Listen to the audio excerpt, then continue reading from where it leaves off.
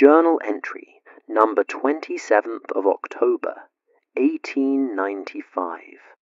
As I sit in my study this evening, the firelight casting dancing shadows across these pages, I find myself compelled to record the strangest railway case Holmes and I ever encountered.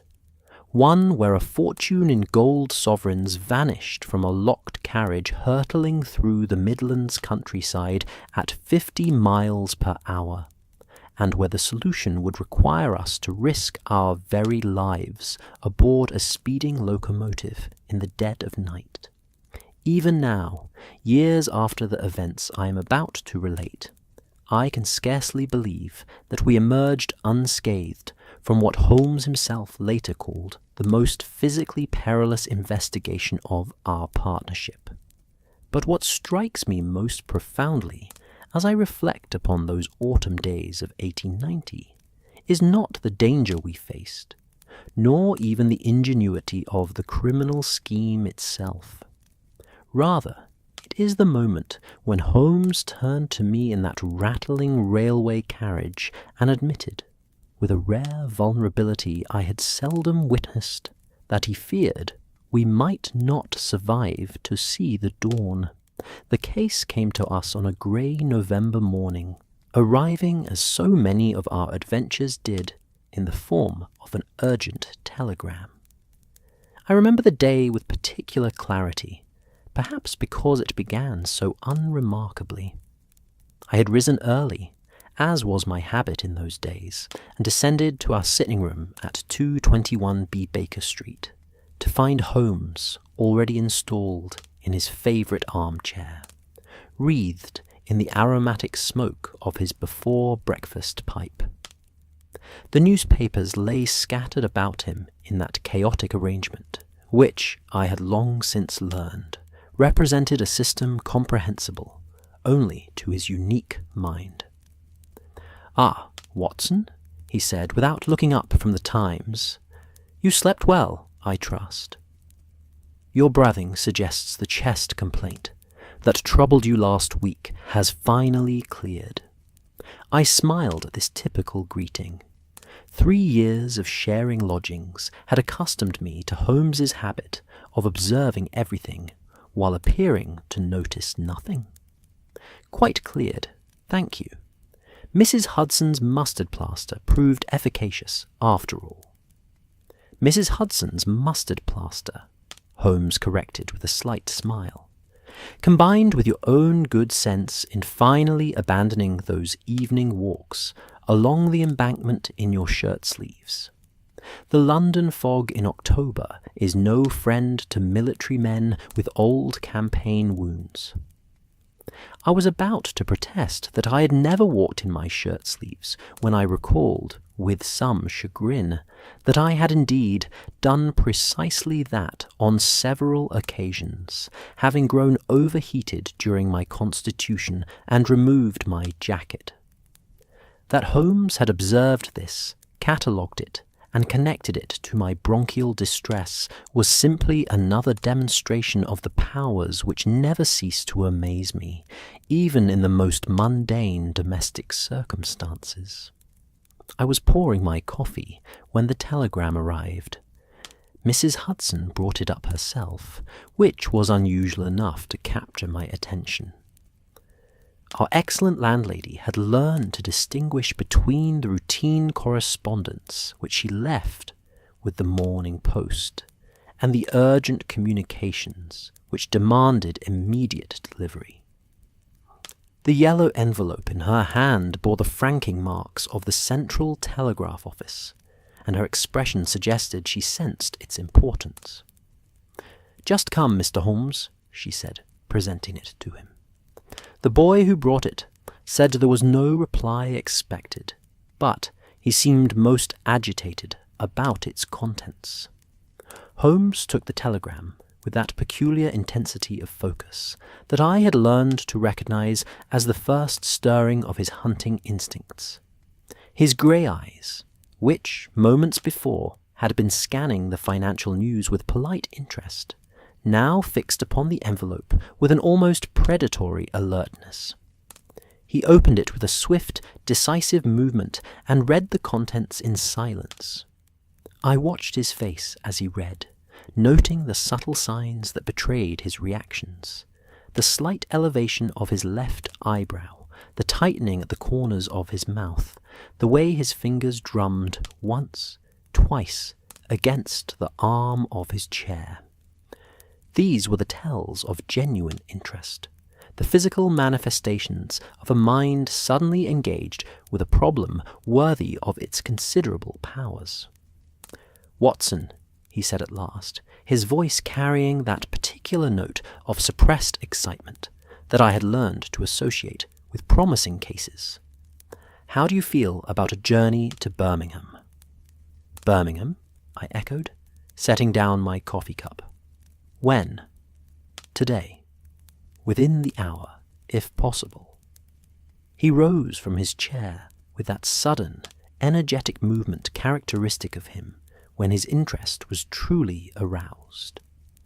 "This telegram is from Sir Edmund Brackenridge, the chairman of the London and North Western Railway Company. It seems they have experienced what he describes as an impossible theft from one of their mail trains. The matter is, he assures me, one of utmost delicacy and considerable financial importance." He passed me the telegram, and I read it with growing interest. "Mr. Sherlock Holmes, Baker Street. London stop. Require your immediate assistance in matter of gravest urgency. Stop £12,000, stolen from secured mail carriage en route. Birmingham stop. Theft occurred while train in motion. Stop. All doors remained locked. Stop. Railway company reputation at stake. Stop. Will meet you. Euston Station noon. Train. Stop. Brackenridge, chairman, Len-W. £12,000, I murmured, impressed despite myself by the sum. "That's a considerable fortune." "Indeed," Holmes agreed, already moving toward his bedroom to dress. "But it is not the amount that intrigues me, Watson. It is the method. All the doors remained locked," he says. "A theft from a moving train, from a secured carriage, without forcing entry. Now that, my dear fellow, is a problem worthy of our attention." I must confess that at that moment I failed to grasp the full significance of what Holmes had immediately perceived. To my practical, military-trained mind, the theft seemed mysterious, certainly, but hardly impossible.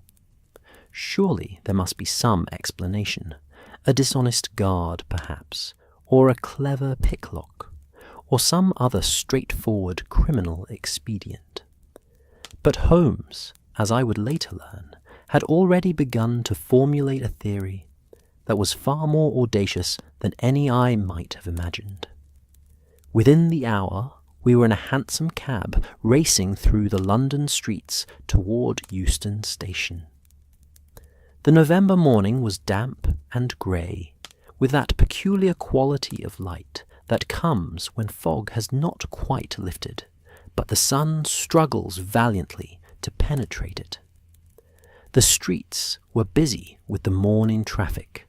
Delivery wagons, omnibuses, the occasional private carriage of the wealthy making their way to business appointments or social calls. Holmes sat beside me in silence, but it was not the comfortable silence of companionship. Rather, it was the charged quietude of intense mental activity. I could almost see his mind working, turning over the facts presented in the telegram, formulating hypotheses, discarding impossibilities. His fingers drummed against his knee in that characteristic rhythm that signalled deep thought, and his eyes, though they appeared to watch the passing streets, were clearly focused on some interior landscape of logic and deduction. "You have already formed a theory," I ventured, knowing Holmes well enough to read these signs. "Several theories, Watson, each more improbable than the last. The difficulty lies not in explaining how the theft might have been accomplished, There are numerous possibilities, but in explaining how it could have been accomplished given the constraints outlined in Brackenridge's telegram. A locked carriage, a moving train. The apparent impossibility creates a framework that eliminates the conventional approaches. Could not a guard have been bribed? I suggested. An inside man, as it were, with legitimate access to the carriage. An excellent suggestion, and one that Brackenridge and the railway police have doubtless already considered. But if it were that simple, would they have telegraphed for my assistance? No, Watson. There is something here that has baffled the ordinary investigative mind, something that appears, on the surface, to be genuinely impossible. I pondered this as our cab clattered through the streets. Holmes had always maintained that once you eliminate the impossible, whatever remained, however improbable, must be the truth. But what happened when the truth itself appeared to be impossible? How did one begin to unravel a mystery that seemed to defy the basic laws of physical reality? Euston Station, when we arrived, was a scene of controlled chaos. The great terminus, with its magnificent Doric arch and its vast, echoing platforms, was thronged with travellers. The air was thick with the smoke of a dozen locomotives, and the cacophony of whistles, shouted instructions, and general bustle created an almost overwhelming assault upon the senses. I had always found something stirring about railway stations. They represented movement, progress, the shrinking of distances that had once seemed unbridgeable. Here, in this temple of steam and iron, the modern age announced itself with every departing train.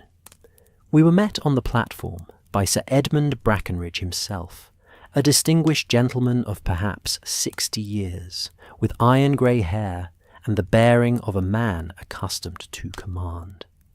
He was accompanied by two other men, a tall, thin fellow whom he introduced as Mr. Pemberton, the railway company's chief of security, and a younger man, red-faced and anxious, whom I gathered was the conductor of the ill-fated train. "Mr. Holmes, Dr. Watson, thank you for coming so promptly," Brackenridge said, shaking our hands with evident relief. "This matter has caused us considerable distress, I assure you. The reputation of the London and North Western Railway rests upon the security of our mail and freight services.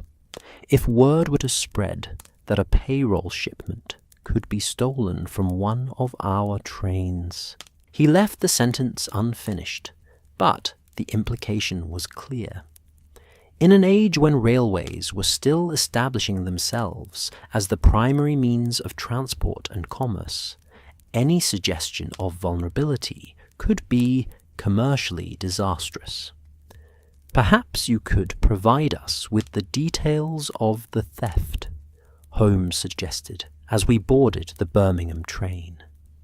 Brackenridge had reserved an entire first-class compartment for our journey, ensuring our privacy for discussion. As the train pulled out of the station and began its journey northward, Brackenridge related the circumstances of the theft. The story, as he told it, was indeed perplexing. 3 days previously, a routine mail train had departed Euston Station at 6 o'clock in the evening, bound for Birmingham. Among its cargo was a locked chest containing £12,000 in gold sovereigns and banknotes, the quarterly payroll for a large manufacturing concern in the Midlands. The chest had been loaded into a secured mail carriage, which was locked and sealed according to standard railway company procedures. 2 guards were assigned to the carriage, both men of long service and unblemished reputation. The journey to Birmingham normally took approximately 2.5 hours, with stops at several intermediate stations along the route. The protocol is quite specific, Pemberton explained, his voice carrying the precise tones of a man who lived by regulations. The mail carriage is locked before departure. It remains locked throughout the journey. At each stop, the guards verify that the seals are intact and that no unauthorized access has occurred. Only upon arrival at the final destination is the carriage opened and its contents checked and transferred. And on this particular journey, Holmes prompted, the journey proceeded entirely normally until the train's arrival in Birmingham at 8:30. The carriage was opened in the presence of railway officials and representatives of the manufacturing company expecting the payroll. The mailbags were all present and accounted for. But the chest was gone, Mr. Holmes, vanished utterly, as though it had never been loaded. The guards, I asked, my medical training prompting me to consider the human element. Were they injured? Drugged? Could they have been overcome in some way? That was our first thought, Brackenridge admitted, but both men were alert and aware. They reported nothing unusual during the journey. No stops beyond the scheduled stations. No attempts to break into the carriage. No suspicious sounds or movements.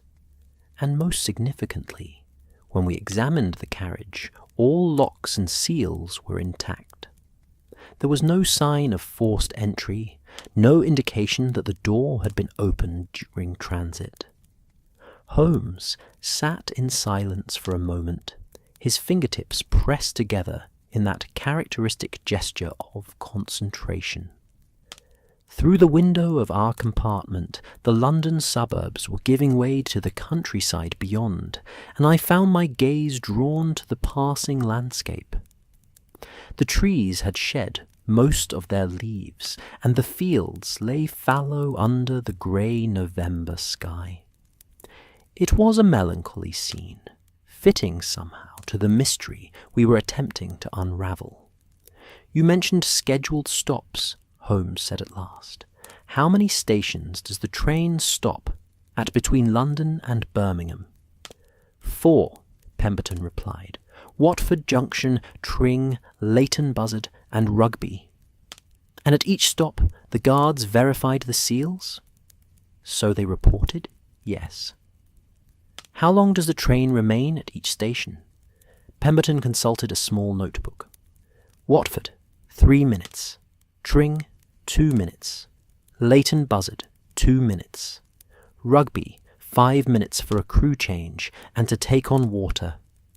Holmes nodded slowly, and I saw that gleam in his eye that indicated his mind was racing ahead, making connections that I could not yet perceive. "And the chest itself? Can you describe it for me?" "Iron-bound oak," Brackenridge said, "approximately 3 feet long, 2 feet wide, 18 inches deep, quite heavy when full. I should estimate perhaps 200 pounds with the gold and notes inside. It required 2 men to lift it." "Secured how?" "2 locks, both requiring separate keys. The keys were held by different officials, one by our cashier in London, one by the receiving agent in Birmingham." I found myself growing increasingly puzzled as Holmes asked these questions. The more details we learned, the more impossible the theft seemed. A 200-pound chest, secured with locks, vanishing from a carriage that remained sealed throughout its journey. It seemed to defy not merely explanation, but the basic principles of physical reality itself. Holmes, however, appeared untroubled by these impossibilities. Indeed, if anything, he seemed energized by them. There was a brightness in his expression, a vitality in his manner, that told me he had already begun to see the shape of the solution, even if its details remained obscure. "I would like to examine the carriage itself," he said. "And I would very much like to speak with the guards who were on duty that evening. I presume they are available." "They are being held at the company's offices in Birmingham," Pemberton said, "pending the outcome of the investigation. They have not been formally accused of any wrongdoing, you understand, but given the circumstances." "Quite understandable," Holmes agreed. "And I would also like to see the loading records from Euston Station, the timetables for that evening's journey, and any reports from station masters along the route." Brackenridge nodded eagerly. "All shall be made available to you, Mr. Holmes. The full resources of the London and North Western Railway are at your disposal. We must get to the bottom of this matter before word spreads beyond our immediate circle. Already there are rumours, whispers among the staff. If this becomes public knowledge—" Again, he left the thought unfinished, but I understood his concern. In the competitive world of Victorian commerce, reputation was everything. A railway company that couldn't guarantee the security of valuable shipments would soon find its customers turning to competitors, or worse, reverting to the slower, but perhaps more secure method of road transport. The remainder of our journey passed in relative silence. Holmes spent much of the time staring out the window, though I suspected he was seeing not the passing countryside, but rather some mental reconstruction of the crime. Occasionally he would mutter something under his breath, or ask a seemingly irrelevant question about railway operations or signalling procedures.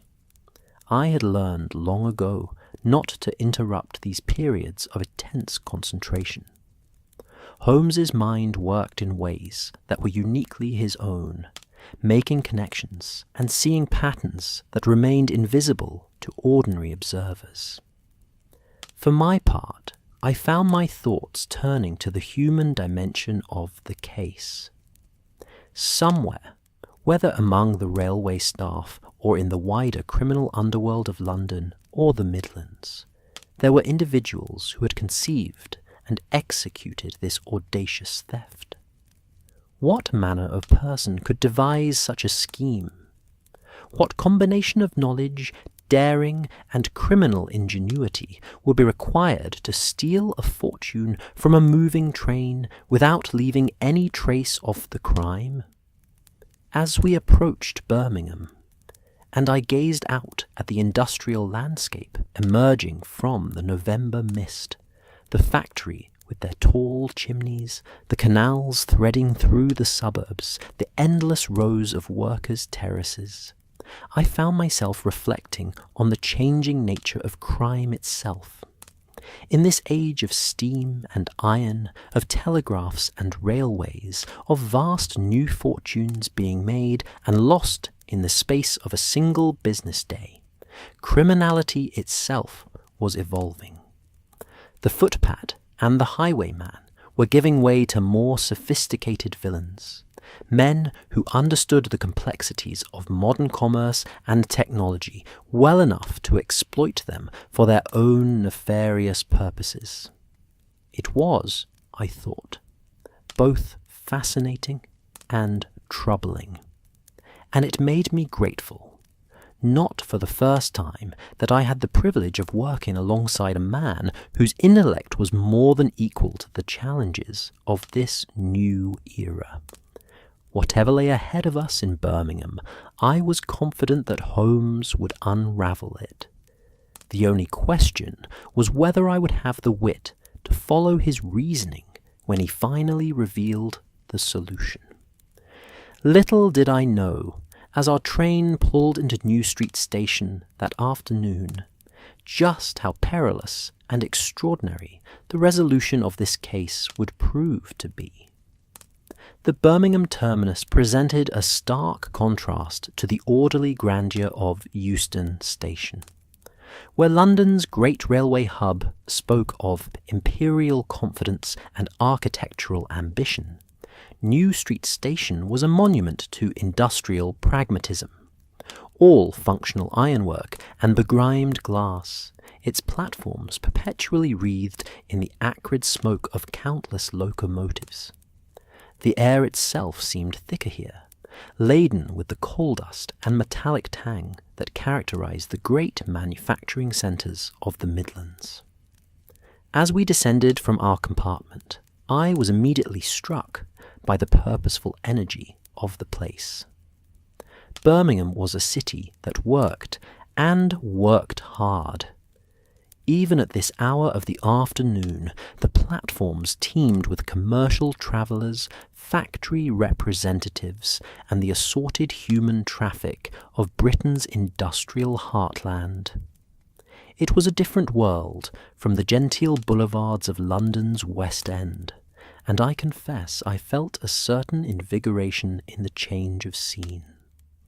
Sir Edmund Brackenridge led us through the crowd with the assurance of a man intimately familiar with the station's geography. We passed through a series of administrative corridors, each more utilitarian than the last, until we emerged onto a side platform where a single carriage stood isolated on a stretch of track, cordoned off with rope and watched over by a uniformed railway policeman. "This is the car," Brackenridge announced, his voice heavy with the weight of the mystery it represented.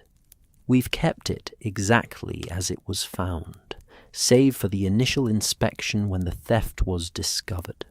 Holmes approached the carriage with an intensity of focus that I had witnessed countless times before, yet which never failed to impress me. He circled it slowly, his keen eyes examining every detail of its construction. It was a standard mail carriage of the type used throughout Britain's railway network, perhaps 30 feet in length, painted in the company's livery of dark green with gold lettering, its sides punctuated by small, barred windows set high in the walls. "The windows," Holmes murmured, more to himself than to our companions. "Too small and too high for a man to pass through, even assuming the bars could be removed." He produced his magnifying lens from his coat pocket and began a meticulous examination of the carriage's exterior. I watched as he inspected the door handles, the lock mechanisms, the very planks of wood that formed the carriage's sides. His examination was so thorough, so painstaking, that more than once I found my attention wandering to our companions. Brackenridge stood with his hands clasped behind his back, radiating anxious hope. Pemberton watched with the professional interest of a security man observing a master at work. The young conductor, whose name I had learned was Fletcher, simply looked miserable, his career prospects presumably hanging on the resolution of this mystery. "The seals," Holmes said suddenly, straightening up. "Show me where they were placed." Pemberton stepped forward and indicated several points along the doorframe. "Here, here, and here, Mr. Holmes." Standard wax seals bearing the company's mark. All were intact when the carriage arrived in Birmingham. And the locks themselves. 2 separate mechanisms. Both required keys to open. Both were found locked upon arrival.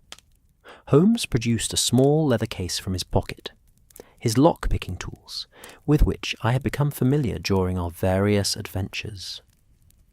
"With your permission, Sir Edmund, I would like to examine the interior." Of course," Brackenridge said hastily, gesturing to Pemberton, who produced a large iron key and proceeded to unlock the carriage door. The interior of the mail carriage was disappointingly ordinary. It was a single long compartment, lined on both sides with racks and bins designed to hold mailbags and parcels. A small desk and stool occupied one corner, presumably for the guards to complete necessary paperwork. The floor was bare wooden planking, worn smooth by years of use. There were no hidden compartments that I could discern, no trapdoors or secret panels, just a straightforward, functional space designed for the efficient transport of the Royal Mail. Holmes stepped inside and I followed, conscious of the confined space and the musty smell of old canvas and paper that pervaded the carriage. The light from the high windows was dim and filtered, casting everything in a grey, melancholy pallor. Where precisely was the chest positioned? Holmes asked. Fletcher, the conductor, pointed to a spot near the centre of the carriage. There, sir. Secured with chains to the floor, rings you can see there. He indicated several iron rings set into the wooden planking. Holmes knelt to examine these rings, his lens once again emerging. He spent several minutes studying them, occasionally running his fingers over the wood around them, testing their strength and security. Then he moved to the walls, tapping them systematically, pressing against panels, examining every joint and seam, with that extraordinary attention to detail that characterized his methods. I must confess that as I watched him work, I felt my earlier confidence beginning to waver.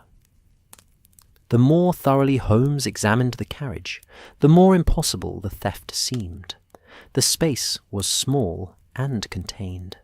There were no hidden exits, no cleverly concealed panels.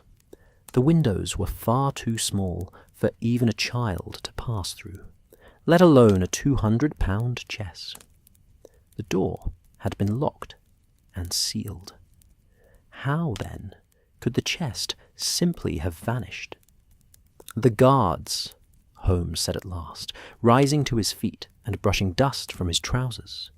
I must speak with them immediately. We were conducted to the railway company's administrative offices, a grim stone building adjacent to the station.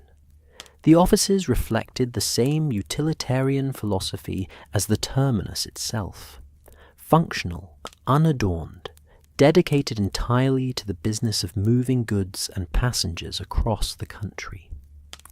We were shown into a windowless conference room where two men sat waiting, their faces drawn with anxiety and lack of sleep. The guards were introduced to us as William Hodges and Thomas Marsh, both veterans of many years' service with the London and North Western Railway. Hodges was a stout man of perhaps 50 years, with greying whiskers and the weathered complexion of one who had spent much of his life outdoors. Marsh was younger, perhaps 35, lean and nervous, his eyes darting between Holmes and the railway officials with barely concealed apprehension. Holmes settled into a chair across from them, his manner suddenly changing from the intense investigator to something more conversational, almost genial. It was a transformation I had witnessed many times, his ability to put people at ease, to encourage them to speak freely. It was, I had come to understand, as much part of his investigative arsenal as his powers of observation and deduction. "Gentlemen," he began, "I want you to understand that I am here not to accuse you of anything, but simply to understand precisely what occurred on the evening in question. I need you to take me through the journey from the moment the carriage was sealed in London until its arrival here in Birmingham. Every detail, no matter how trivial it may seem to you, may prove significant." The two guards exchanged glances, and then Hodges, clearly the senior of the pair, began to speak. His account was methodical and precise, the recitation of a man accustomed to following procedures and recording details. The chest, he explained, had been loaded into the mail carriage at Euston Station at approximately 5:30 in the evening. He and Marsh had personally supervised its placement and its securing with chains to the floor rings. The chest had been locked with 2 separate padlocks, and they had verified that both were secure. The carriage door had then been closed and locked, and the wax seals applied by Pemberton himself. "And you remained with the carriage throughout?" Holmes asked. "Not inside it, sir. No," Hodges replied. "We travel in the adjacent guard's van, but we can see the mail carriage through the connecting window, and we check it at every stop to ensure the seals remain intact." "Describe the journey for me. Every stop, every detail you can remember." Hodges closed his eyes, clearly making an effort to recall the evening precisely. "We departed Euston on schedule at 6 o'clock. The run to Watford Junction is approximately 20 minutes. We arrived on time. The train stopped for 3 minutes to take on passengers. Marsh and I both inspected the mail carriage, walked around it, verified the seals, checked the locks. Everything was secure." "Were there many passengers boarding at Watford?" Holmes asked. "A fair number, sir. Perhaps 20 or 30. It was a Wednesday evening, you understand. Not as busy as the weekend trains, but respectable traffic. Continue, please. From Watford to Tring is another 20 minutes or so. Again, we arrived on schedule, stopped for 2 minutes. Again, we inspected the carriage. All secure. Same at Leighton Buzzard. 2-minute stop, brief inspection, everything in order." "And Rugby," Holmes prompted. "Rugby was a longer stop. 5 minutes, as is standard. There's a crew change there, and the locomotive takes on water." Marsh and I used the time to make a more thorough inspection of the mail carriage. We walked around it completely, tested the locks, and examined the seals closely. Everything was exactly as it should be. "You saw no one approach the carriage? No unusual activity around it?" Both guards shook their heads emphatically. "The mail carriage was in the middle of the train, sir." Marsh spoke for the first time, his voice higher and more nervous than Hodges's steady baritone. "Difficult for anyone to approach without being seen, and we were watching it the whole time." "From Rugby to Birmingham," Hodges continued, "is about 40 minutes, an uneventful run. We arrived at New Street Station at 8:30, exactly on schedule. The carriage was unlocked in the presence of Mr. Pemberton and representatives from Midland Manufacturing.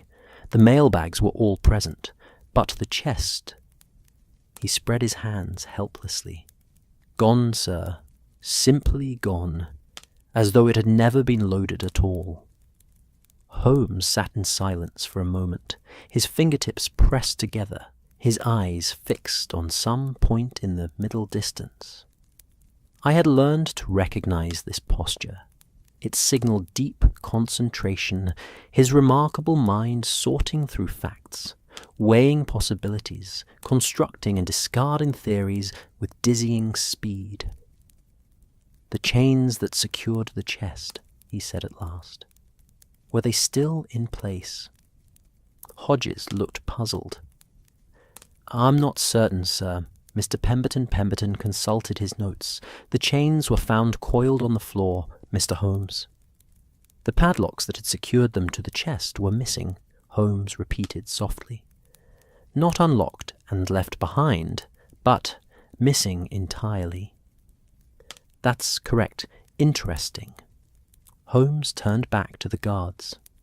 "Tell me, gentlemen, about the other cargo in the carriage, the mail bags. Were they disturbed in any way?" "Not that we could tell, sir," Marsh said. "They were stacked just as we'd left them. None appeared to have been opened or tampered with.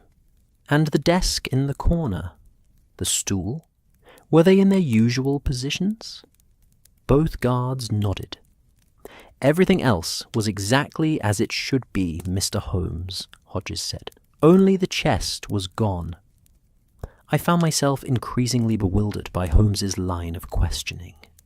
He seemed to be establishing that the theft was indeed impossible, that nothing about the carriage had been disturbed except for the vanished chest itself. How did this advance our understanding of the crime? Holmes rose from his chair and began to pace the small conference room, his hands clasped behind his back. Let me be certain I understand the timeline correctly. The carriage was sealed at Euston at approximately 5:30. It was opened in Birmingham at 8:30. That's a span of 3 hours, during which time the train made 4 stops of varying duration.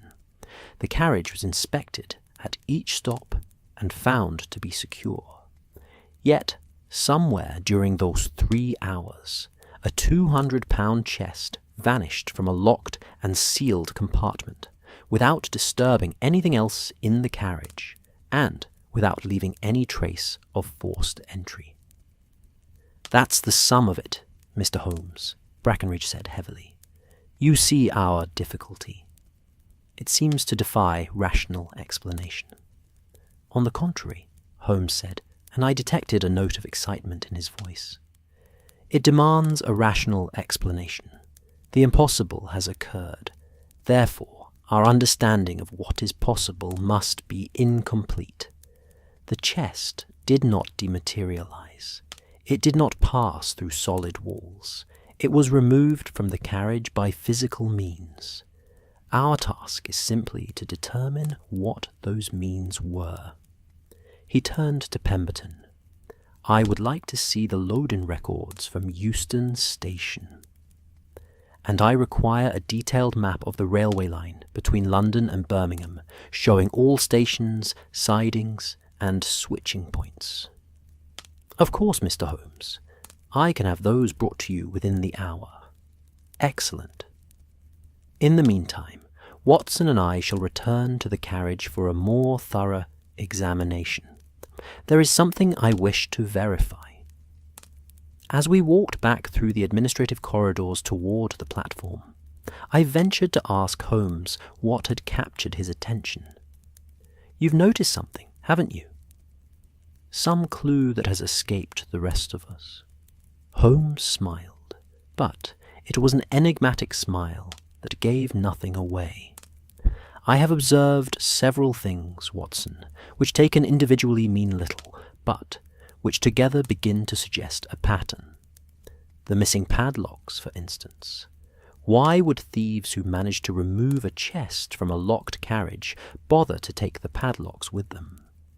And why were the chains left behind, neatly coiled on the floor? Perhaps they needed the padlocks to secure the chest once they had stolen it, I suggested. Perhaps. But there is another possibility, one that would explain not only the padlocks, but also the fundamental mystery of how the theft was accomplished. I am not yet ready to voice it, however. I must first examine the railway timetables and maps. The answer, I am convinced, lies not in the carriage itself, but in the journey. We reached the isolated platform, where the mail carriage still stood under guard. The afternoon was drawing toward evening now, and the weak November sun was sinking behind the industrial haze that perpetually hung over Birmingham. The platform was shadowy and cold, and I found myself pulling my coat more tightly around me. Holmes climbed back into the carriage, and this time his examination took a different form. Instead of inspecting the walls and floor, he positioned himself in the center of the compartment and stood perfectly still, His eyes closed, as though attempting to visualize something. "Watson," he said at last, "if you were to design a method of removing a heavy object from this carriage while it was in motion, what would be your approach?" I considered the question carefully, my military training prompting me to think in terms of tactics and logistics.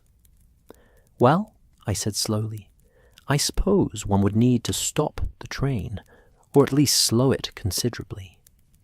Then one would need to break into the carriage, remove the object, and depart before the train resumed speed, or before the guards noticed anything amiss." A sound analysis, but it assumes that the carriage remained part of the train throughout the journey. I stared at him. I don't follow. What if the carriage itself was removed from the train? What if, at some point during the journey, this entire compartment was detached from the rest of the train, the chest removed at leisure, and then the carriage reattached before anyone noticed it had been gone? The idea was so audacious, so utterly unexpected, that I could only gape at him. But surely someone would have noticed. The guards, the other passengers, the station staff. Would they? Holmes's eyes gleamed with that peculiar intensity that indicated his mind was racing ahead, seeing connections and possibilities that remained invisible to me. "Consider, Watson.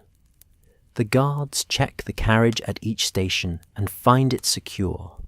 But between stations, they are in the adjacent guard's van. The carriage is behind them. They cannot see it directly, and the passengers in the coaches further back would see only the mail carriage they expect to see. They would have no reason to notice if it was briefly absent and then returned." "But the coupling," I protested. "Surely uncoupling a carriage from a moving train would be noticed. The change in weight, the motion? Not if it were done at a switching point, where trains routinely slow down and where there is often some jerking and irregular motion as carriages are directed onto different tracks. And not if it were accomplished by someone with intimate knowledge of railway operations and access to the switching mechanisms." I felt a chill that had nothing to do with the November cold. If Holmes was right, and his theories rarely proved incorrect, then we were dealing with criminals who possessed not only audacity and careful planning, but also detailed technical knowledge and very likely accomplices among the railway staff itself. "You think there are insiders involved?" I said. "I think," Holmes replied carefully, "that this crime required knowledge and resources beyond what ordinary thieves possess. Whether that knowledge came from corrupt employees or from criminals who had studied railway operations extensively remains to be determined. But yes, Watson, I believe we are dealing with a conspiracy, not a simple theft. And conspiracies leave traces. Men must communicate with one another. Plans must be made. Resources must be gathered. Our task is to find those traces." He jumped down from the carriage with sudden energy.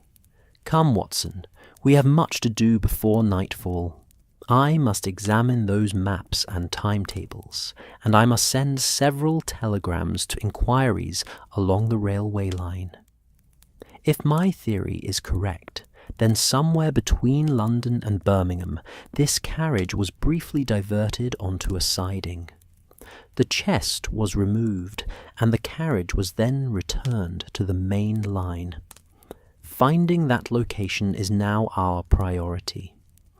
As we walked back toward the administrative offices, I found my mind reeling with the implications of Holmes's theory. If he was right, and increasingly I believed he must be, then we were indeed dealing with criminals of extraordinary sophistication. The precision required to detach and reattach a carriage without detection, the timing necessary to accomplish this during the brief intervals between stations, the inside knowledge of railway operations and signalling procedures. All of it spoke to a level of planning and expertise that was genuinely alarming. And yet, as I glanced at Holmes, striding purposefully beside me, his face animated with the thrill of the intellectual chase, I felt a surge of confidence. Whatever lay ahead, whatever dangers or complications this case might present, we would see it through. We would find these criminals and bring them to justice. It was, after all, what we did. Though I could not have known it then, as the evening shadows lengthened across the Birmingham terminus, our investigation was about to take us into far more perilous waters than either of us had anticipated. The evening found us ensconced in a private office within the railway company's administrative building, surrounded by what appeared to be every map, timetable, and operational document the London and North Western Railway possessed. Holmes had commandeered a large table, upon which he had spread an impressive array of papers, and he now bent over them with the intensity of a medieval scholar poring over ancient manuscripts. I sat in a leather chair near the window, watching the last light fade from the Birmingham sky, and attempting to make sense of the materials Holmes had requested. There were detailed maps showing every mile of track between London and Birmingham, technical diagrams of switching mechanisms, logs of train movements for the week in question, and personnel records for station masters and switching operators along the route. To my untrained eye, it was an overwhelming mass of data, but Holmes moved through it with the confidence of a man who knew exactly what he sought. "Watson," he said without looking up, "what do you know of railway switching operations?" I confess the question caught me unprepared. My knowledge of such matters was limited to what any regular passenger might observe. Very little, I'm afraid. I know that trains can be directed from one track to another at certain junctions, and that this is accomplished through some mechanical means, but the specifics are beyond me. Then allow me to educate you, for I believe the mechanics of switching will prove central to our case. Holmes straightened up and gestured me over to the table, where he had isolated a particularly detailed diagram. You see here the typical configuration of a switching station. Multiple tracks converge at a single point, and through the manipulation of these switches, he indicated a series of mechanical components in the diagram. A train can be directed onto any of several different routes. He traced a path with his finger. Now, imagine a train travelling from London to Birmingham.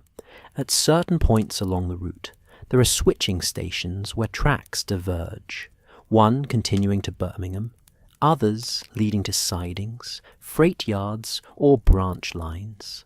The switches are controlled either manually by a signalman or, at major stations, by a system of levers in a signal box. "I follow you so far," I said, though I was not entirely certain where this technical lesson was leading. "The key point, Watson, is this. With the proper knowledge and access, a single carriage could be detached from a train and diverted onto a siding at one of these switching points. The remainder of the train would continue on its journey, none the wiser. The carriage, now isolated on the siding, could be opened at leisure, its contents removed, and then, and here is the truly clever part, It could be reattached to a later train and sent on to its destination, appearing to have been part of that train all along. The audacity of the scheme took my breath away. But surely such an operation would require perfect timing. And what of the guards who were supposedly watching the carriage throughout the journey? As to timing, yes, precision would be essential. But consider the schedule. Holmes pulled forward one of the timetables. Trains run with remarkable regularity on this route. A criminal with access to the schedules would know exactly when trains would pass through any given switching point. As for the guards, remember that they inspect the carriage at stations, but cannot observe it directly while the train is in motion. If the detachment and reattachment occurred between stations, in areas where the train naturally slows for switching points, the guards might well notice nothing amiss. I studied the map with renewed interest, seeing it now not as a simple representation of railway geography, but as a potential diagram of criminal opportunity. How many switching points are there between London and Birmingham? That, Holmes said with evident satisfaction, is precisely what I have been determining.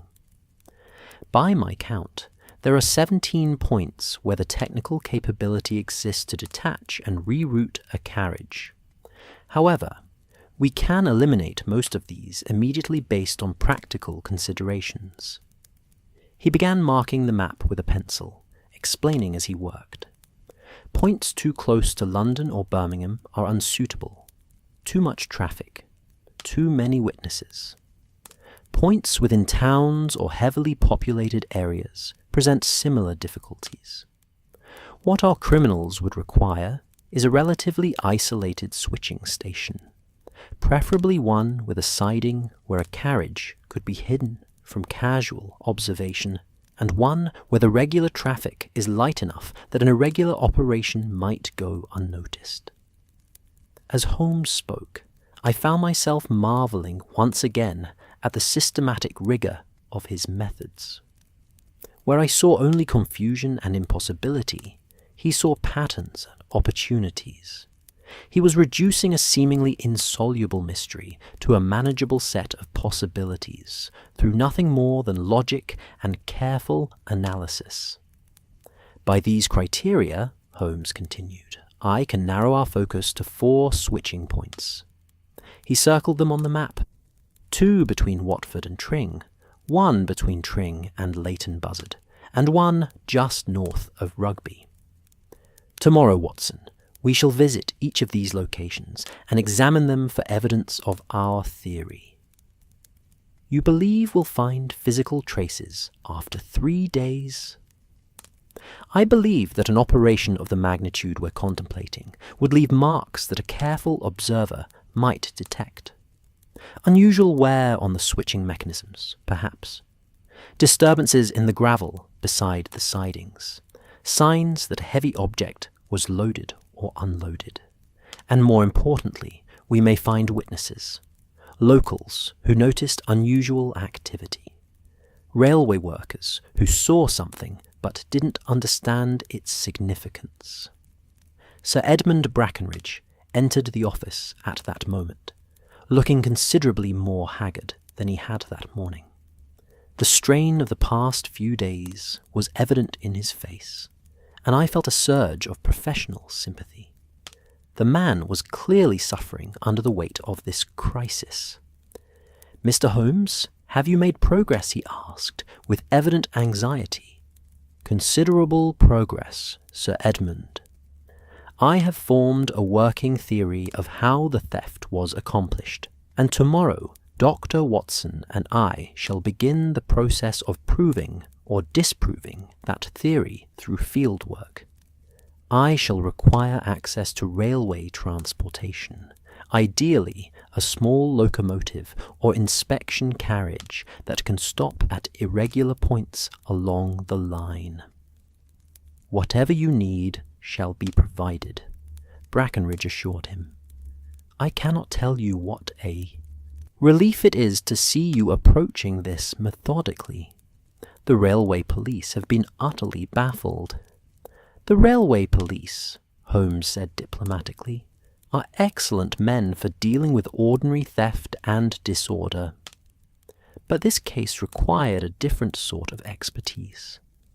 Tell me, Sir Edmund, do you keep records of your employees, particularly those who have left the company's service in recent months?" Brackenridge looked puzzled. "We maintain such records?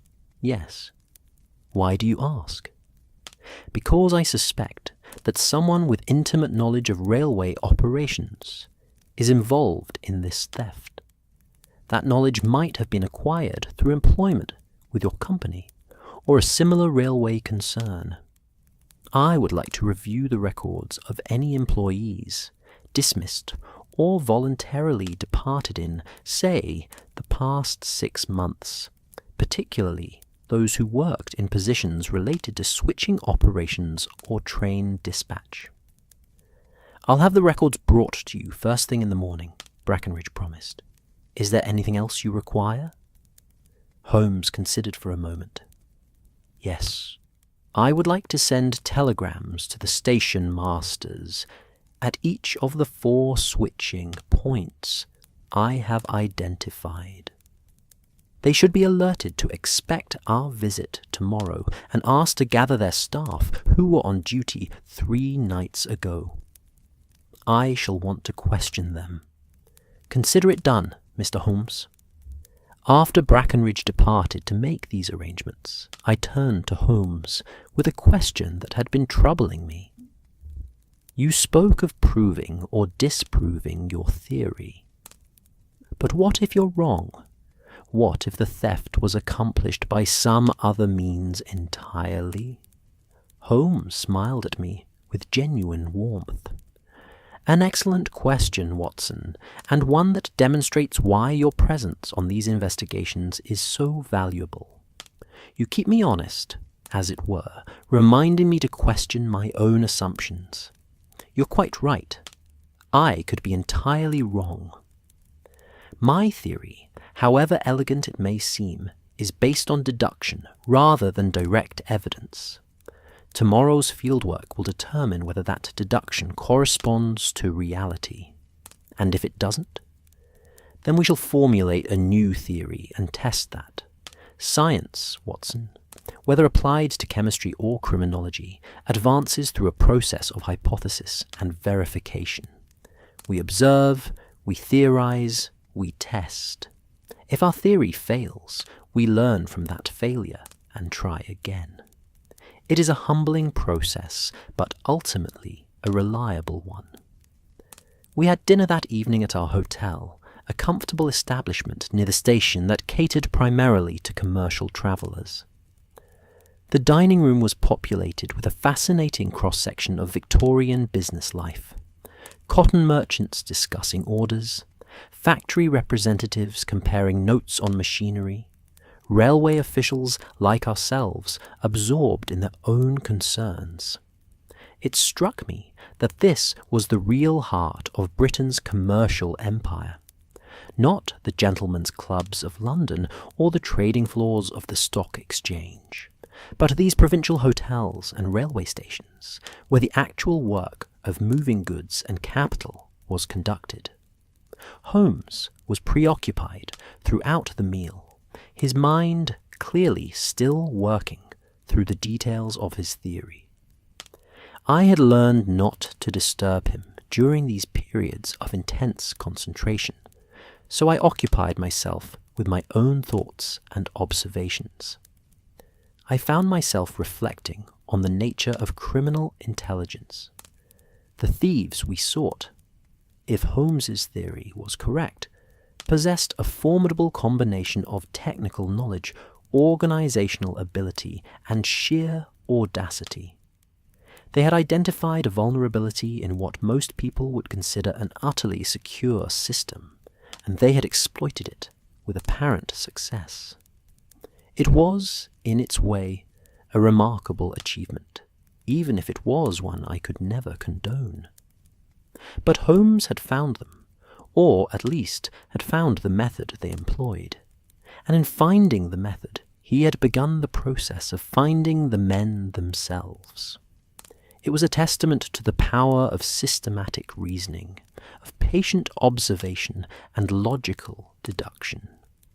The criminal mind, however clever, ultimately operated according to patterns that could be discerned and understood by a mind of equal or greater capacity.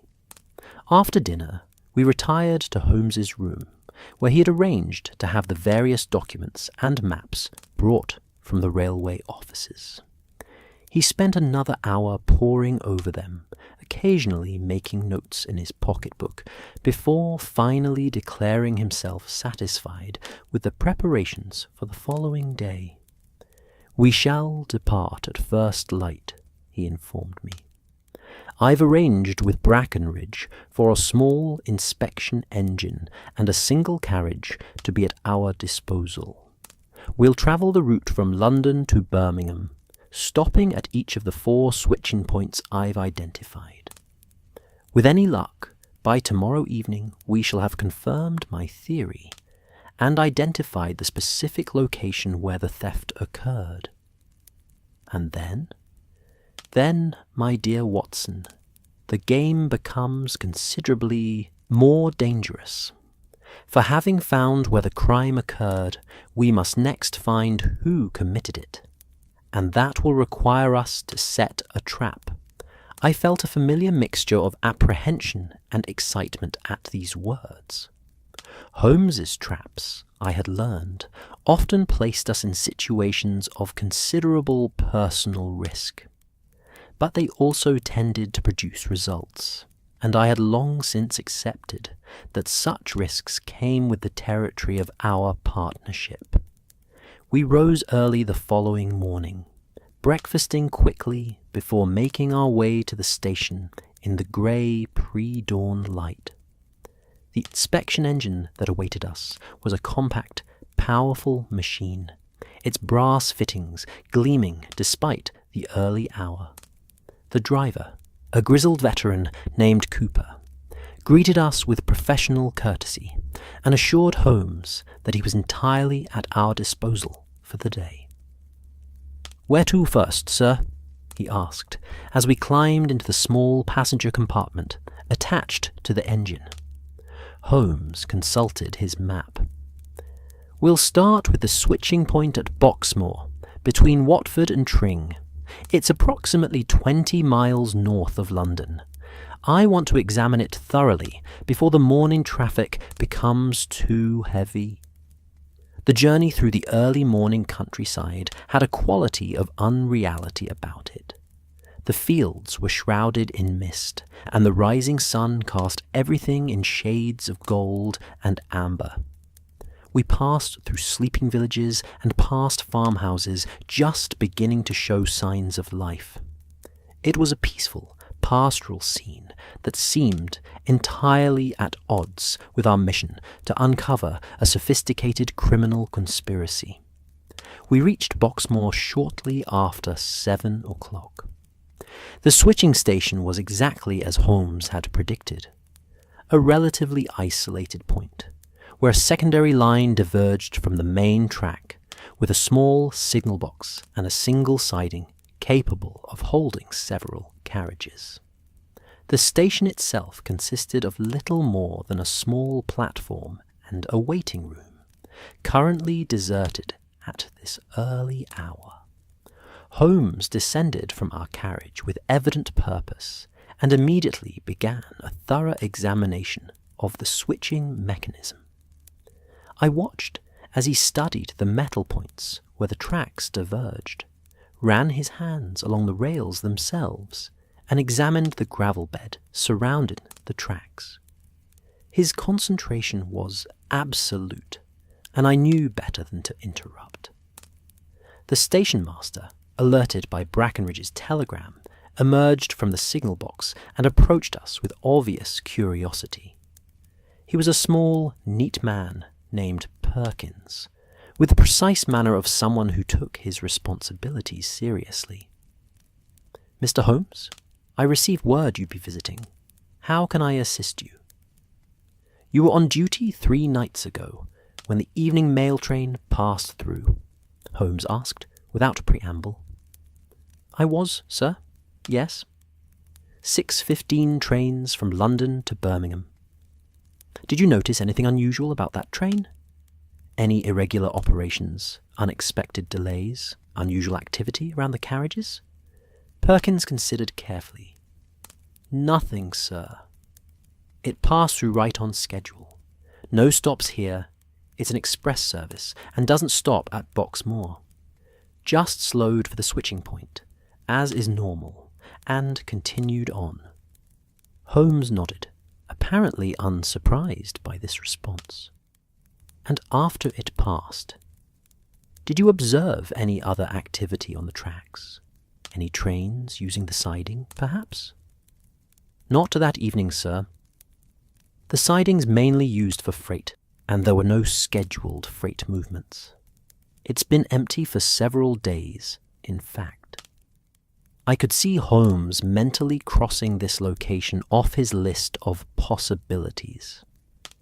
The absence of any suspicious activity, combined with whatever he'd observed during his examination of the tracks, apparently convinced him that this was not the site of the theft. We continued northward, stopping next at a switching point near Tring. This location proved more promising. The siding here was longer and more secluded, screened from the main track by a line of trees. Holmes's examination of the switching mechanism was even more thorough than at Boxmoor, and I saw his expression sharpen with interest as he studied the gravel beside the rails. "Watson," he called, beckoning me over, "look here. What do you observe?" I knelt beside him and examined the area he indicated. The gravel showed signs of recent disturbance, areas where it had been displaced or compressed, forming shallow depressions in regular patterns. "Someone has been here recently," I ventured. "Moving something heavy, perhaps?" "Precisely. Look at the spacing of these depressions. They correspond to the wheels of a railway carriage. And see here," he indicated a section of rail, "fresh scoring on the metal, consistent with the coupling and uncoupling of carriages. This switching mechanism has been operated recently, and more than once, I should say." The station master at Tring, a younger man named Blackwell, confirmed that there had indeed been unusual activity 3 nights previous. "Thought it was odd at the time," he admitted. "Shortly after the evening mail train passed through, couldn't have been more than 10 minutes later, I saw a light on the siding, went to investigate, thinking perhaps a carriage had been left behind by mistake. But by the time I got there, whatever it was had gone." "Did you report this?" Holmes asked sharply. Blackwell looked uncomfortable. "Didn't seem important, sir." I thought perhaps I'd been mistaken about seeing the light, and there was nothing on the siding when I checked, so I assumed it had been a trick of the shadows, or some such. Holmes questioned him for several more minutes, extracting every detail the man could recall about that evening. Had he heard any unusual sounds? Had he seen any people near the tracks? Had there been any other trains passing through at that time? Blackwell's answers painted a picture of brief, suspicious activity that had occurred precisely when Holmes's theory suggested the theft had taken place. The timing was too perfect to be coincidental. After leaving Tring, Holmes was visibly energized. "We have our location, Watson. The carriage was detached from the mail train at this switching point, diverted onto the siding, and held there while the chest was removed. It was then reattached to a later train, probably a slower goods train that would have passed through perhaps 20 or 30 minutes after the mail train. But surely the guards would have noticed the carriage being detached, I protested. Would they? Remember, the train slows at switching points. There is always some jostling and irregular motion. And if our criminals included someone in the guards' van or the locomotive crew, someone who could distract the guards at precisely the right moment, or who could manipulate the coupling without their knowledge, then the detachment might well go unnoticed until the next station, by which time the carriage would already have been reattached and the theft completed. The implications were staggering. We were dealing not with ordinary thieves, but with a sophisticated criminal organization that had infiltrated the railway company itself. The planning, the coordination, the technical expertise, all of it spoke to a level of criminal enterprise that was genuinely alarming. We spent the remainder of the day investigating the area around Tring, questioning local residents and examining the approach roads to the siding. Holmes's energy seemed inexhaustible, and his questioning was relentless. By the time evening fell, and we returned to Birmingham, we had accumulated a substantial body of evidence supporting his theory. But we had also attracted attention. As our inspection engine pulled into New Street Station, I noticed a man watching us from the platform. A rough-looking individual who seemed to take a keen interest in our arrival before melting away into the crowd. It was a small thing, easily overlooked, but it sent a chill down my spine. Holmes had noticed him too. "We are no longer hunting alone, Watson," he said quietly. "Our quarry now knows they are being pursued. The game is afoot in earnest." That evening, as we settled once more into the railway company's administrative offices, I found myself reflecting on the curious alchemy by which raw facts transform themselves into coherent narrative. We had begun with an impossibility, a locked chest vanishing from a sealed carriage, and through Holmes's methodical investigation, that impossibility had resolved itself into a series of concrete, verifiable actions.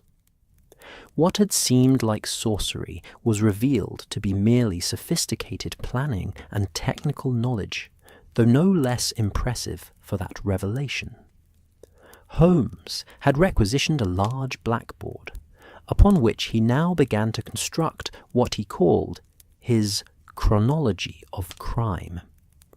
With chalk in hand, he moved with the purposeful energy of a lecturer, preparing to demonstrate a mathematical proof. And indeed, there was something mathematical about his approach, a systematic reduction of mystery to its component elements. "Let us establish what we know with certainty," he began, writing as he spoke. At 5:30 on the evening in question, the chest containing £12,000 was loaded into the mail carriage at Euston Station. 2 guards, Hodges and Marsh, verified its presence and security. The carriage was locked and sealed at 5:45. The train departed at 6 o'clock. He drew a line across the board, creating a timeline. At 6:20, the train passed through Boxmoor without incident. At 6:40, it reached Tring, where our investigation this morning revealed evidence of recent switching operations, and where Station Master Blackwell observed suspicious activity on the night in question. The mail carriage would have been detached at this point. I leaned forward in my chair, following his reasoning. But Holmes, the guards inspected the carriage at Tring Station itself, did they not? How could it have been absent if they found it secure? Watson, and one that initially troubled me as well. But consider the geography. He sketched a rough map on the board. Tring Station is here, on the main line.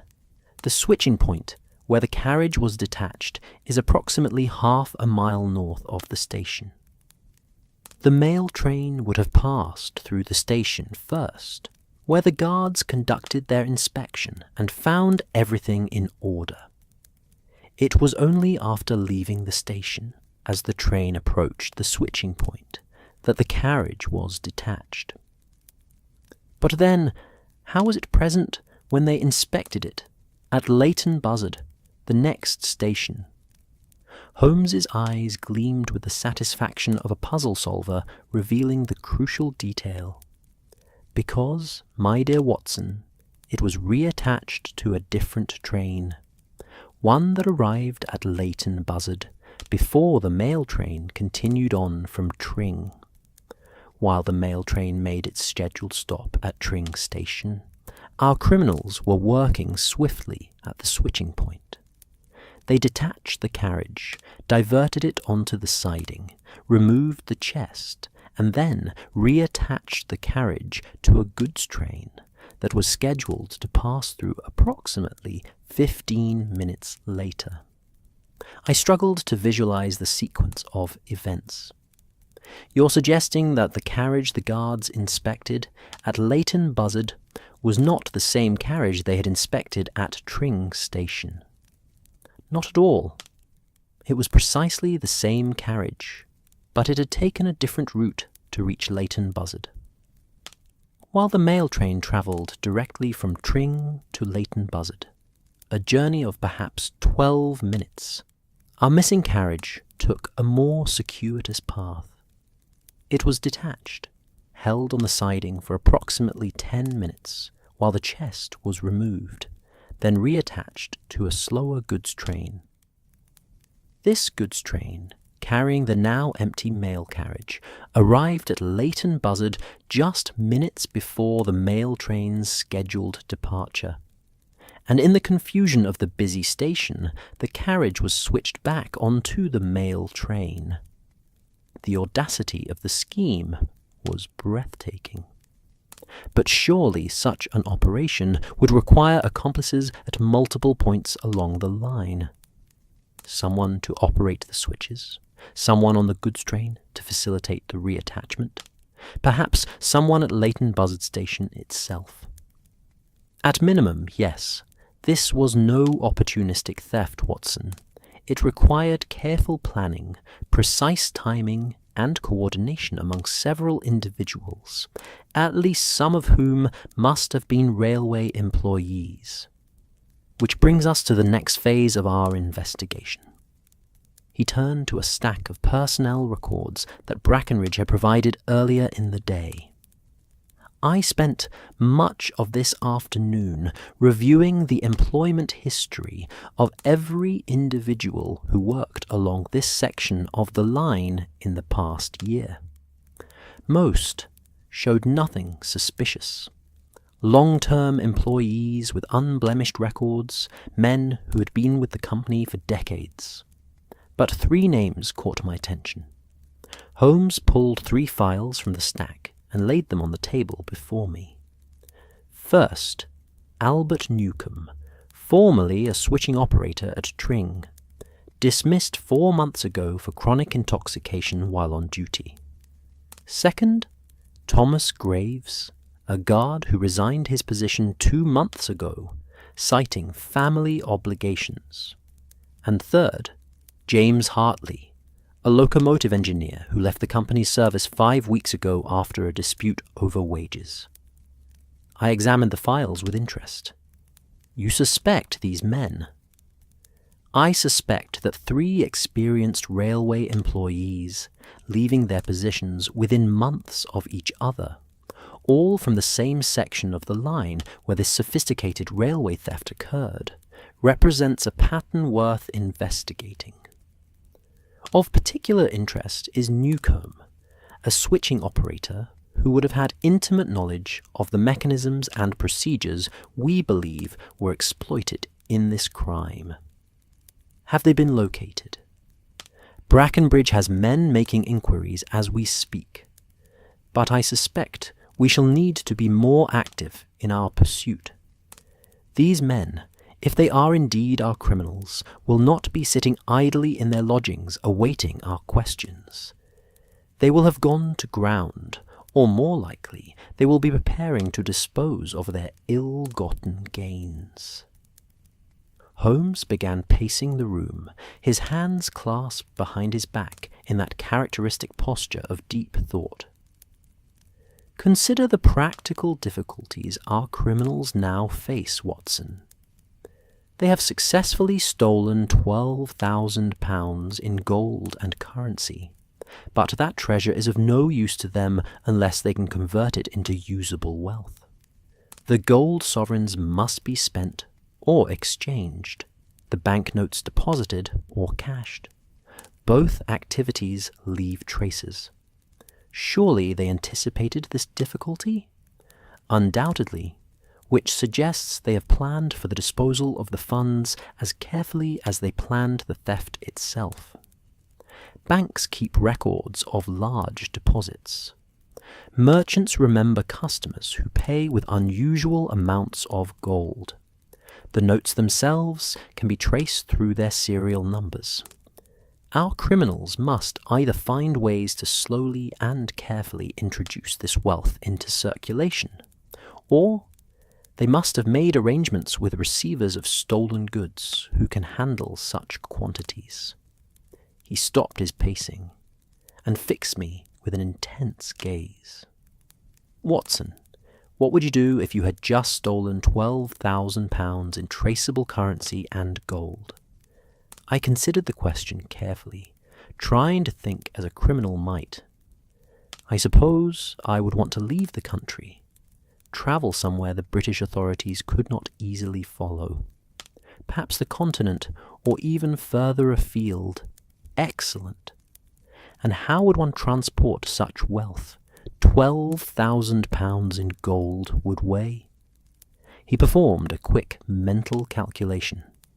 Approximately £300, not easily carried by a single individual, and attempting to board a ship or train with such a conspicuous amount of luggage would certainly attract attention.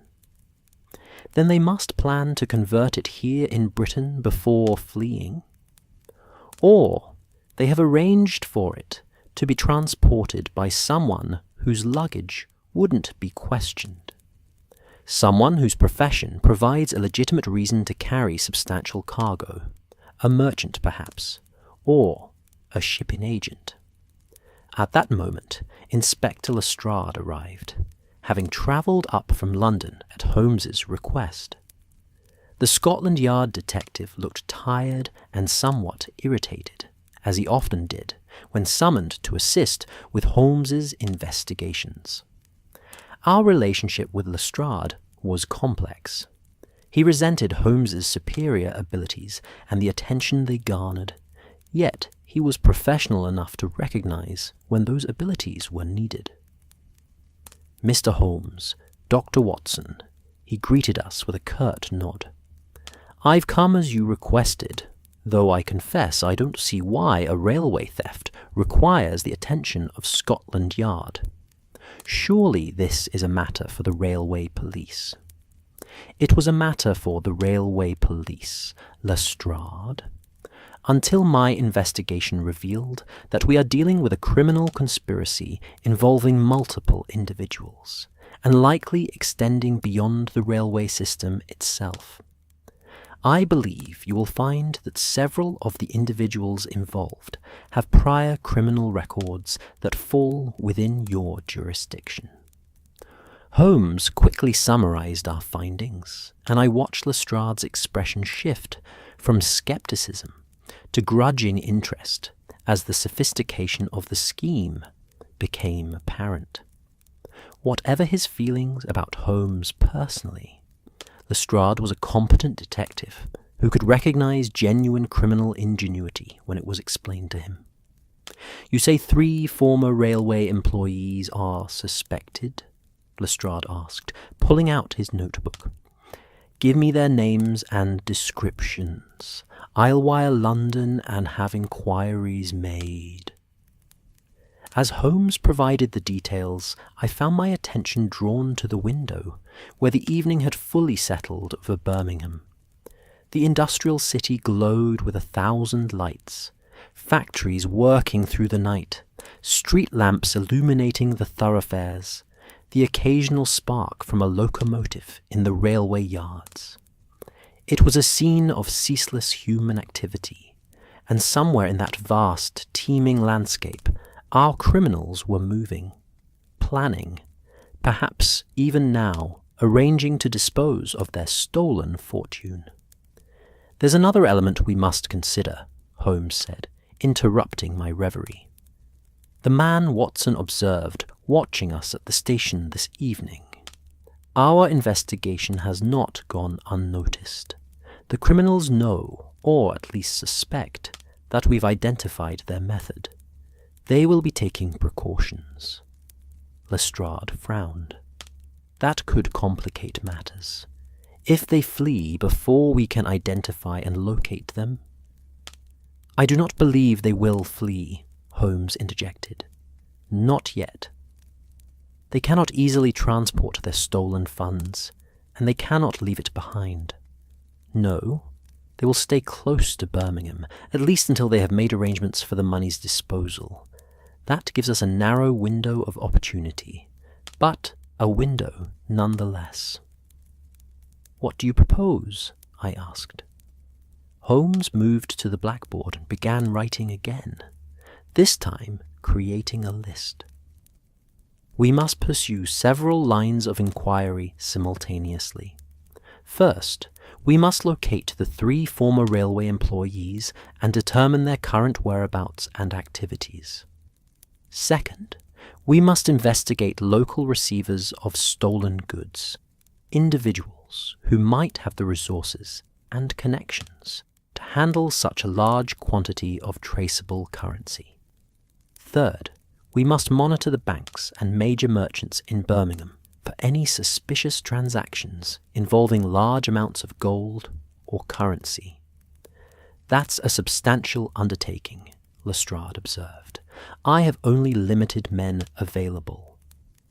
"Then we must be strategic in our approach." "Lestrade, I want you to focus on locating Newcombe, Graves, and Hartley. Use whatever resources Scotland Yard can provide. Meanwhile, I shall investigate the receivers and financial aspects.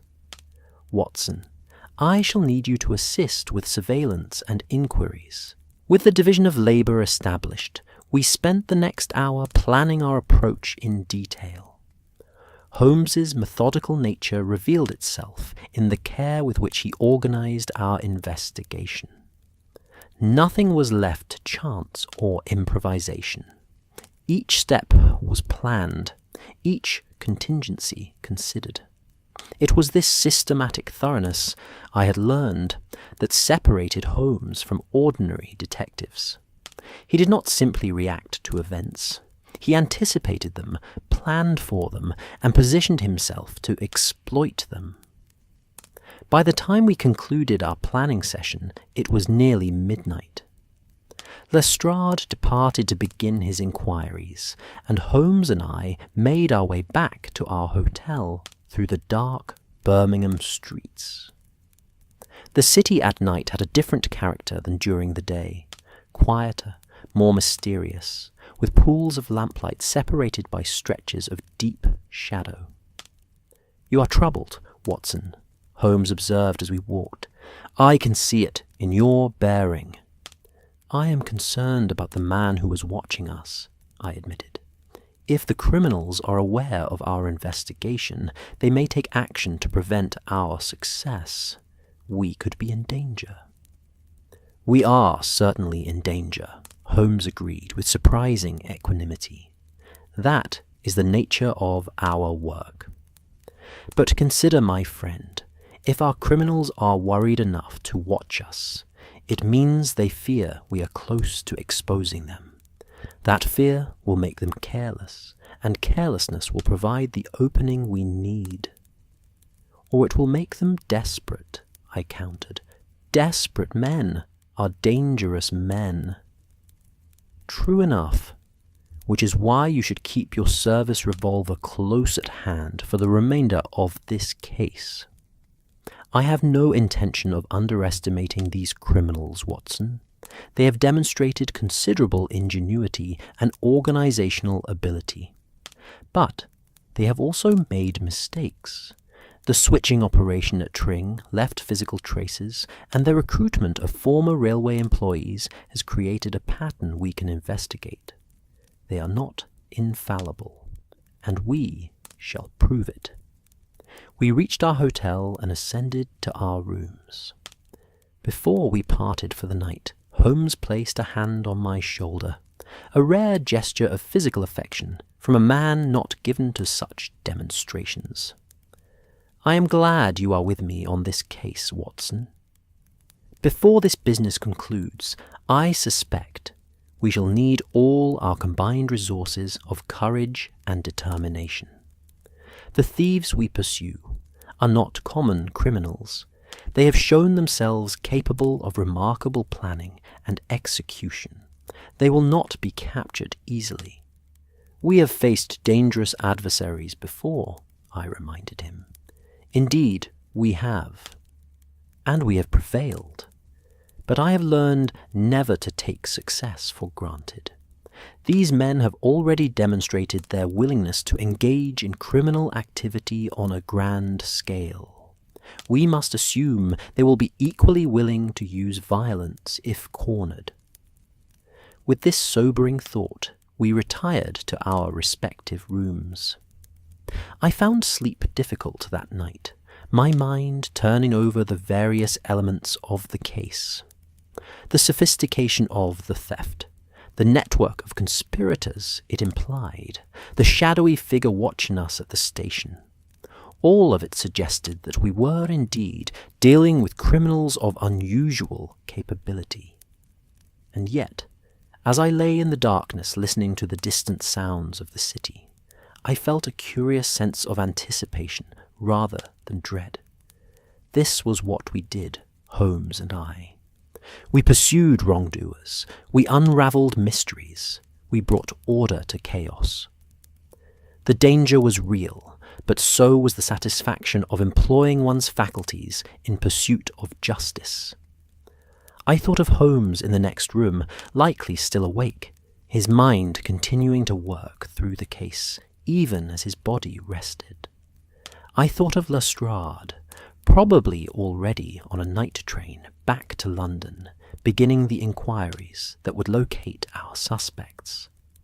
I thought of the criminals themselves, wherever they were, believing themselves safe, unaware of how thoroughly their method had been penetrated and their movements anticipated.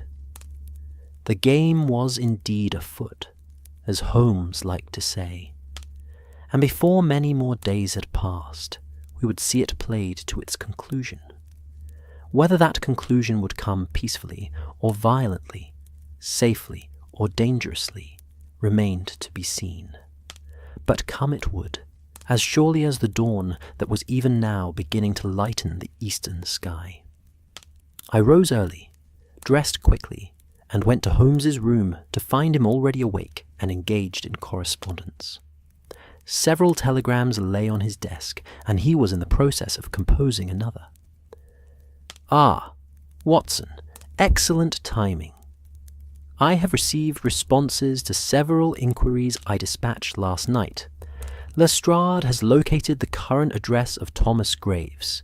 He is lodging in a boarding house in the Digbeth district, not 3 miles from here.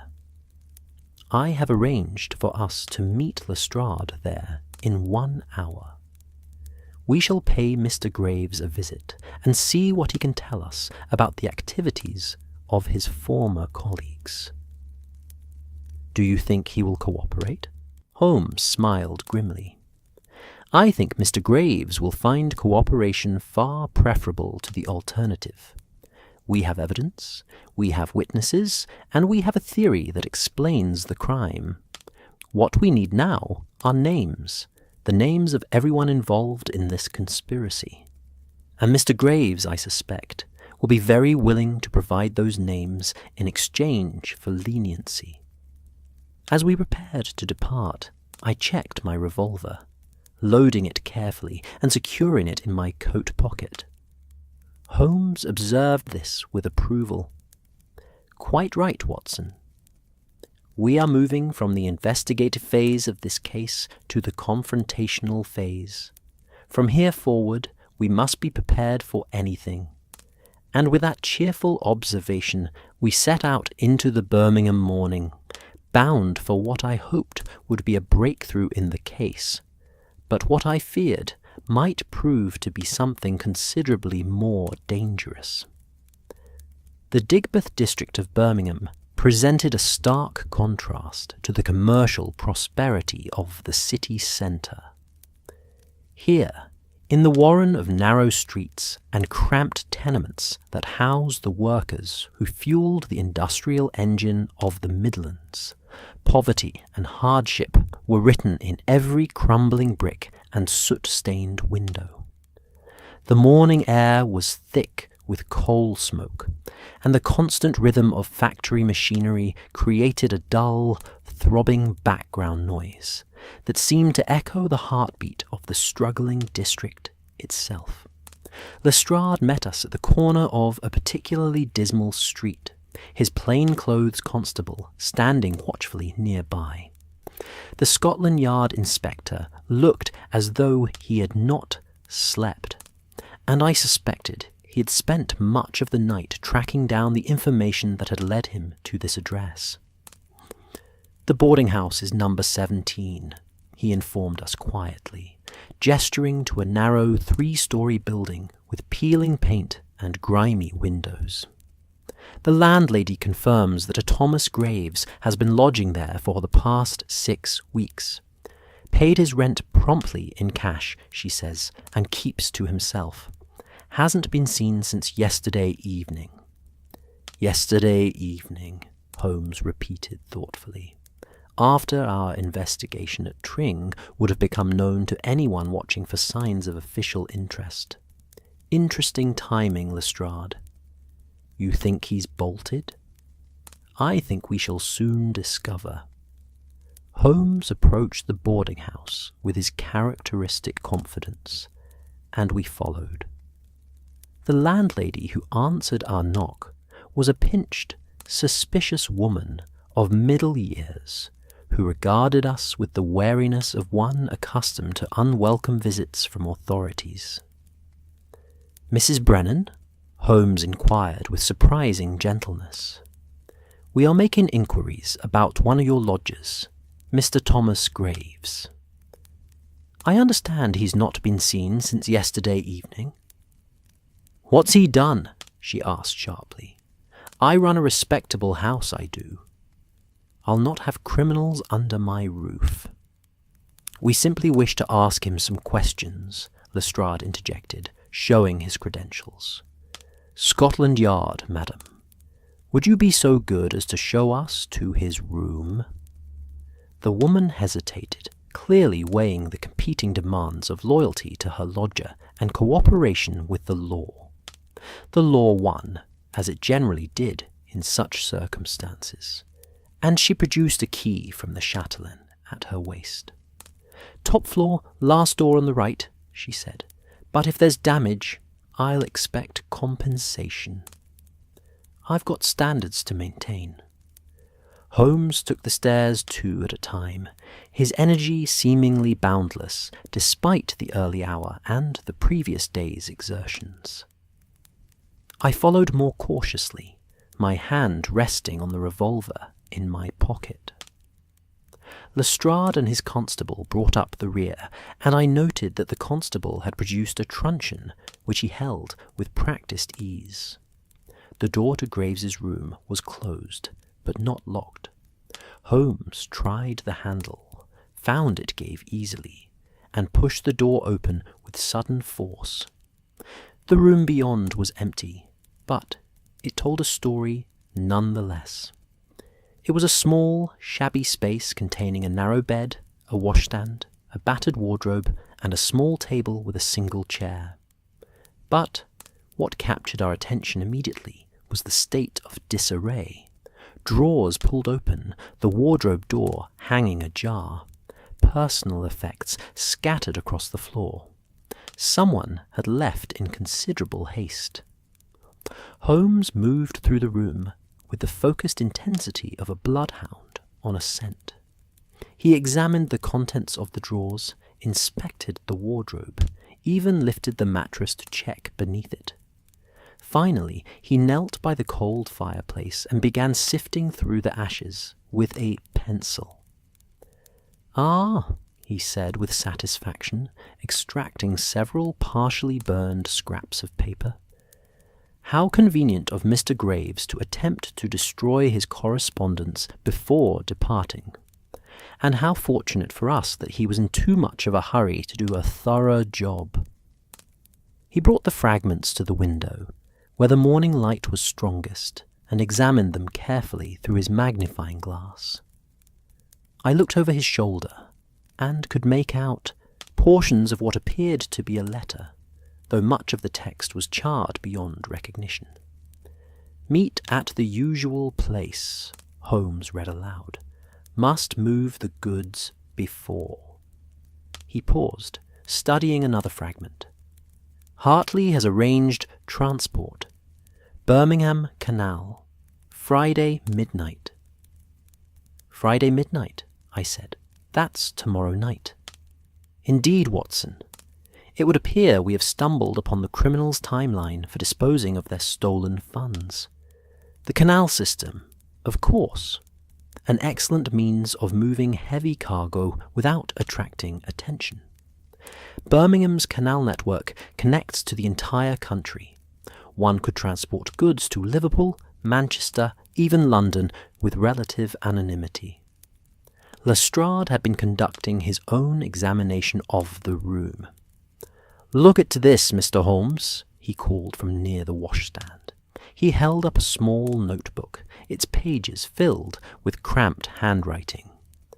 "It appears to be some sort of accounting ledger. Sums of money, dates, initials." Holmes took the notebook eagerly and began scanning its contents. His expression grew increasingly intent as he read. "This is better than I could have hoped," he murmured. "Graves was keeping records of the conspiracy's finances. Here, a N500 advance, September. That would be Albert Newcomb, the switching operator. And here, JH £300, October, James Hartley, the locomotive engineer. There are other initials as well, individuals we haven't yet identified. This notebook is evidence of a criminal conspiracy involving at least 6 individuals." "Can we trace them through these records?" I asked. "Possibly, though it will take time. But more immediately useful is this information about the canal transport tomorrow night.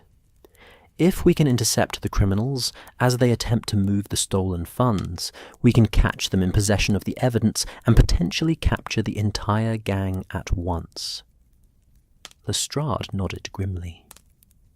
"I'll need to arrange for additional men. We don't know how many conspirators might be present or how they might be armed. This could turn into a rough business, Mr. Holmes." "I have no doubt about it, Lestrade. Which is why we must plan carefully. The canal system is extensive. We need to determine precisely where this rendezvous will take place. Mrs. Brennan," he called down the stairs, "does Mr. Graves have any associates who visit him here? Any regular companions?" The landlady appeared at the bottom of the stairs, still suspicious, but marginally more cooperative, now that we had clearly established our official status. There was a man who came round once or twice.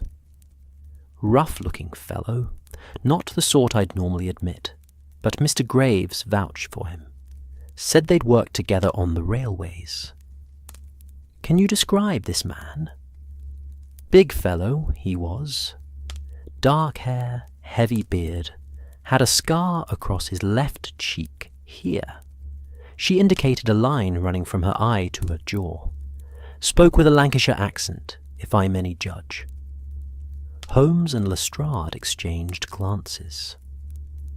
"That matches the description of Albert Newcombe," Lestrade said, "the dismissed switching operator from Tring." "Then we have confirmation that our suspects are indeed working together." "Excellent. Lestrade, I suggest you return to the railway offices and arrange for maps of the canal system. We need to identify the most likely location for this midnight rendezvous. Watson and I shall make some inquiries among the canal workers and bargemen. Someone may have noticed suspicious activity or received unusual requests for transport services. We spent the remainder of that day in a flurry of investigative activity. Holmes seemed to be everywhere at once, questioning canal workers at the various wharves that dotted Birmingham's extensive waterway network, examining shipping records, consulting with officials of the Canal Navigation Company. His energy was extraordinary, and I found myself hard-pressed to keep pace with him as we moved from one location to another. The picture that emerged from our inquiries was illuminating.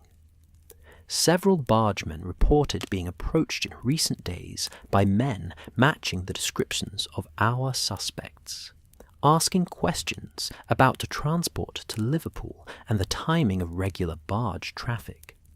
One wharfmaster recalled a man with a scarred face, almost certainly Newcombe, making arrangements to hire a private barge for agricultural equipment that needed to be transported to the coast.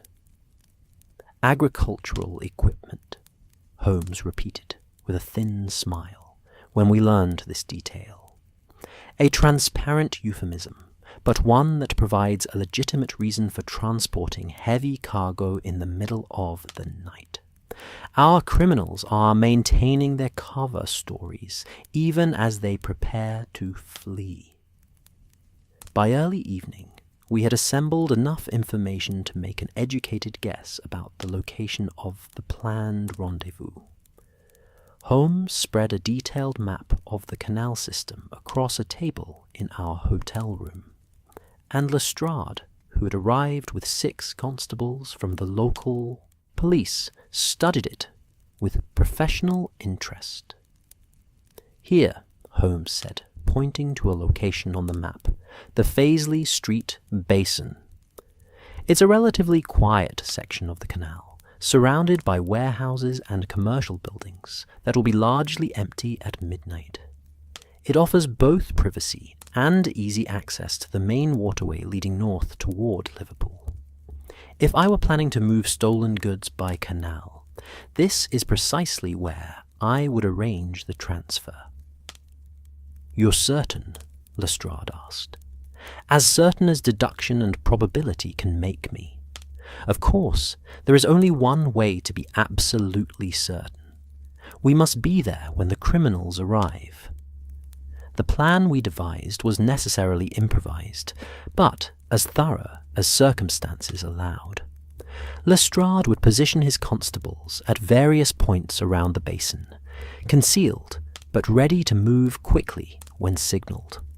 Holmes, Lestrade and I would observe from a warehouse that overlooked the loading area, giving us a clear view of any activity. Once we had confirmed the presence of the stolen funds and identified all parties involved, Lestrade would give the signal, and the constables would move in to make arrests.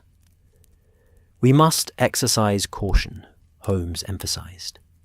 "These men have demonstrated considerable planning and audacity. We should assume they will be prepared to use violence if cornered. Dr. Watson and I are both armed, but I trust we can effect the arrests without bloodshed if we maintain the element of surprise." As the evening progressed toward midnight, we made our way to the Faisley Street Basin. The area was exactly as Holmes had predicted. A dark, quiet section of the canal, flanked by warehouses and storage facilities that had shut down for the night.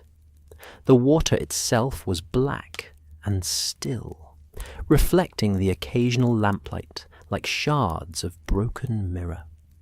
We positioned ourselves in an abandoned warehouse that provided an excellent vantage point.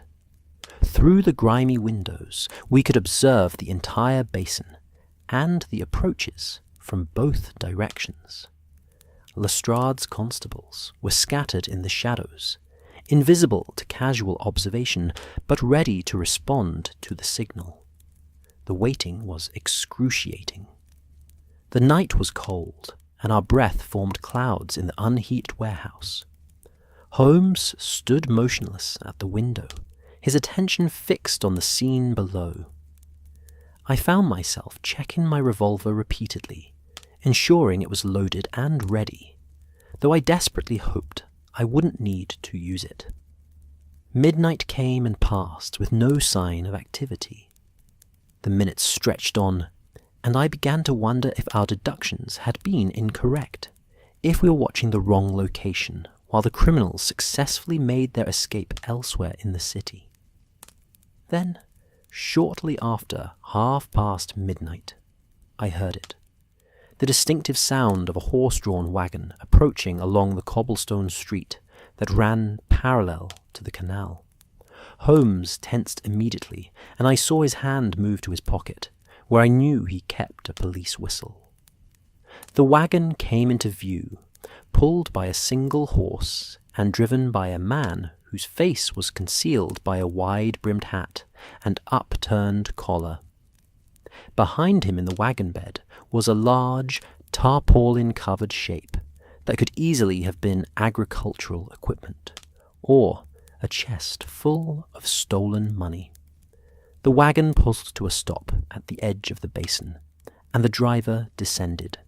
At the same moment, 3 more figures emerged from the shadows, rough-looking men who moved with the purposeful gait of those engaged in clandestine activity. There, Holmes breathed. 4 men. Can you identify any of them from this distance, Watson? I strained my eyes in the dim light. One of the men had removed his hat, and I could see the distinctive scar running down his cheek. The one with the scar. That must be Newcomb. Agreed. And unless I'm very much mistaken, the man directing the loading is Thomas Graves. We have at least 2 of our suspects present, possibly more. The men were working quickly, transferring the tarpaulin-covered cargo from the wagon to a barge that had been moored at the basin's edge. Their movements were efficient and practiced, suggesting this was not the first time they had engaged in such nocturnal activities. "Should we signal now?" Lestrade whispered urgently. "Not yet," Holmes cautioned.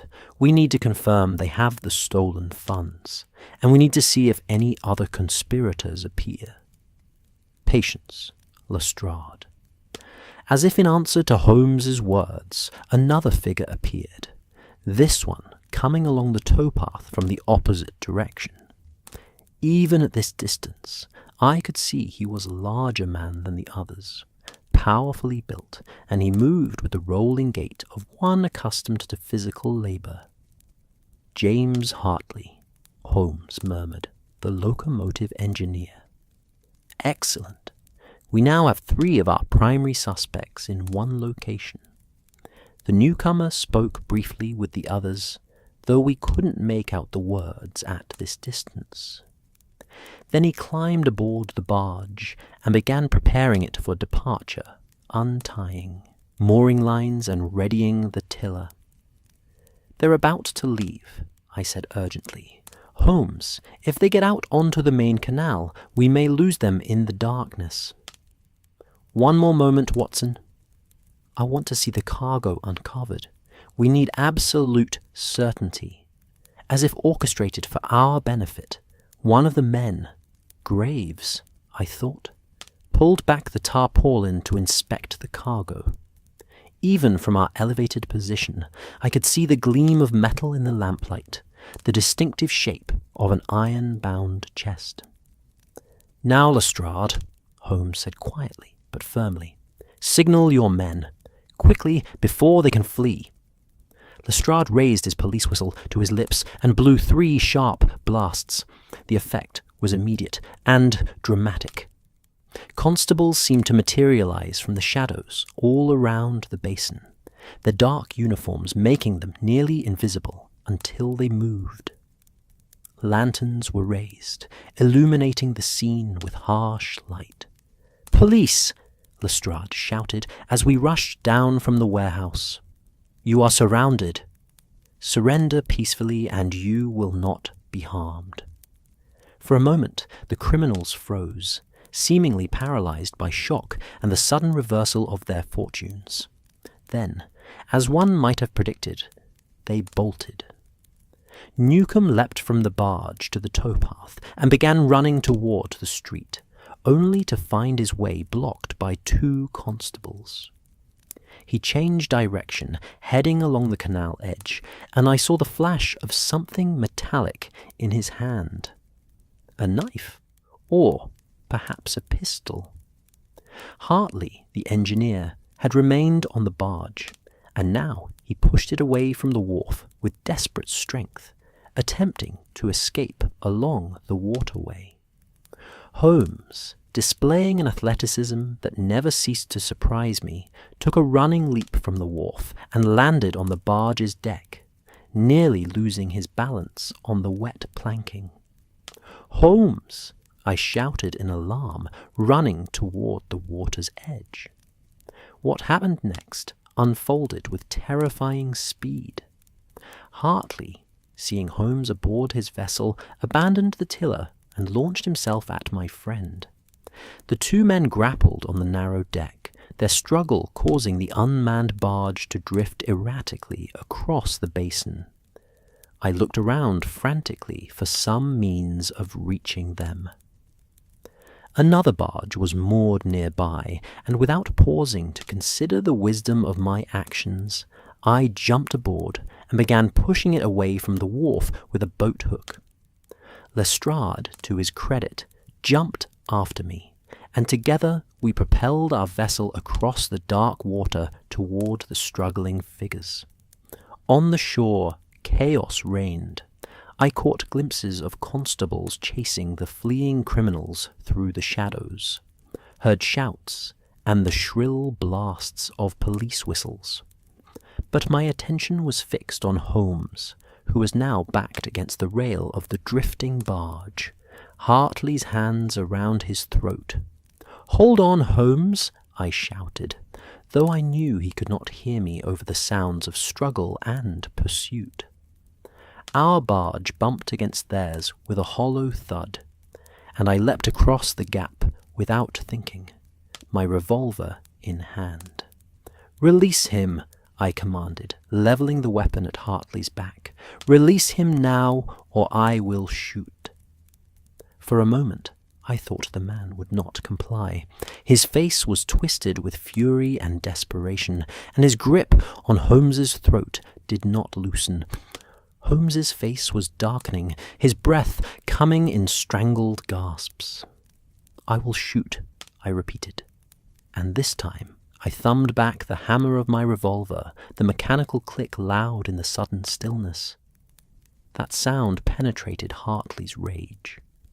He released Holmes and stepped back, his hands rising slowly. Holmes collapsed against the rail, coughing and gasping for air. Lestrade was beside me now, and he quickly produced handcuffs and secured the prisoner. "Are you all right?" I asked Holmes anxiously, holstering my weapon and helping him to sit. "Quite all right, Watson," he managed, between coughs, his voice hoarse. "Though I confess that was closer than I would have liked. My thanks for your timely intervention." On the shore, the pursuit had concluded with similar success. Newcomb had been cornered and captured after a chase through the warehouse district. Graves had attempted to flee in the wagon, but had been pulled from the driver's seat by 2 constables. The 4th man had surrendered without resistance when confronted by overwhelming force. As dawn began to break over Birmingham, we stood on the wharf beside the recovered chest, watching as Lestrade's men led the prisoners away to police custody. The chest had been opened under official supervision, revealing its contents intact. £12,000 in gold sovereigns and banknotes, exactly as reported stolen. A successful night's work, Lestrade said with satisfaction. Though I confess, Mr. Holmes, your methods gave me more than one anxious moment. Leaping onto that barge was hardly a cautious police procedure. Holmes smiled, though his voice was still rough from his ordeal. Caution has its place, Lestrade, but sometimes direct action is required. We have recovered the stolen funds, captured 4 of the conspirators, and gathered sufficient evidence to implicate the others involved. I would call that a most satisfactory conclusion. 4 conspirators, I said. But didn't the notebook suggest there were 6 individuals involved? Indeed it did, Watson. Which means our work is not yet complete. But the primary actors are now in custody, and the recovered notebook will provide evidence to identify and locate the remaining conspirators. The conspiracy is broken, the theft has been solved, and justice, though delayed, will be served. As we made our way back to our hotel in the early morning light, I found myself reflecting on the events of the night. The danger had been real. Holmes might have been killed, and I might have been forced to shoot a man in his defense. The thought was sobering, and would likely trouble my dreams for nights to come. But we had succeeded. Through careful investigation, logical deduction, and when necessary, personal courage, we had solved a seemingly impossible crime and brought desperate criminals to justice. It was, as Holmes had said, the most satisfactory work. And yet, as I would learn, the case was not quite as complete as we believed. One more revelation awaited us, one final piece of the puzzle that would transform our understanding of the entire affair. The morning following our dramatic confrontation at the Faisley Street Basin found us assembled once more in the railway company's conference room, though the atmosphere could not have been more different from our initial meeting. Where there had been anxiety and bewilderment, there was now a palpable sense of relief. Sir Edmund Brackenridge sat at the head of the table, his earlier haggard appearance replaced by an expression of profound gratitude. Beside him, Mr. Pemberton, the security chief, wore a look of professional satisfaction. Inspector Lestrade, though clearly exhausted from the night's exertions, radiated the quiet pride of a case successfully concluded. Holmes, despite the bruising visible on his throat, and a night with virtually no sleep, appeared energized, rather than depleted. I had come to recognize this particular quality in him, the way a successfully concluded investigation seemed to invigorate, rather than exhaust him. It was as though the intellectual satisfaction of having solved a complex puzzle provided sustenance more nourishing than food or rest. "Gentlemen," Sir Edmund began, "I cannot adequately express the gratitude of the London and North Western Railway Company for your efforts. The recovery of the stolen funds is of course immensely important, but equally valuable is the restoration of public confidence in our security procedures. Mr. Holmes, Dr. Watson, Inspector Lestrade, you have rendered us an invaluable service." The real question, Pemberton interjected, is how such a theft could have occurred in the first place. Mr. Holmes, you mentioned yesterday that you had formed a complete theory of the crime's execution. Would you be willing to share that theory with us? We must understand every detail if we are to prevent similar incidents in the future. Holmes leaned back in his chair, his fingertips pressed together in that characteristic gesture of concentration. I should be delighted to explain, Mr. Pemberton. Indeed, I believe a thorough understanding of the criminal's methods will prove instructive, not merely for preventing future thefts, but for appreciating the vulnerabilities inherent in any complex system of transport and security. He rose and moved to the large map of the railway line that still hung on the wall from our previous discussions. Let us begin at the beginning, with the fundamental question that initially baffled everyone. How does one steal a 200-pound chest from a locked and sealed railway carriage moving at 50 miles per hour? The answer, as is so often the case, lies in questioning our assumptions about the question itself. I don't follow, Brackenridge admitted. The assumption, Holmes explained, was that the theft occurred while the carriage remained part of the moving train. But what if that assumption was incorrect? What if the carriage itself was temporarily removed from the train, the theft committed during that removal, and the carriage then returned to the train before anyone realized it had been absent? I watched the faces around the table as understanding dawned. It was, I reflected, a measure of Holmes's genius that he could make the impossible seem not merely possible, but inevitable, once explained. The key to the entire operation, Holmes continued, was the exploitation of the railway's own switching mechanisms. At several points along the route from London to Birmingham, the track diverges, one path continuing to the main destination, others leading to sidings, freight yards, or branch lines. These divergences are controlled by switches, mechanical devices that direct a train onto one path or another. He pointed to a location on the map. Here, approximately half a mile north of Tring Station, is one such switching point. On the evening in question, the mail train passed through Tring Station itself, where guards Hodges and Marsh conducted their routine inspection and found everything in order.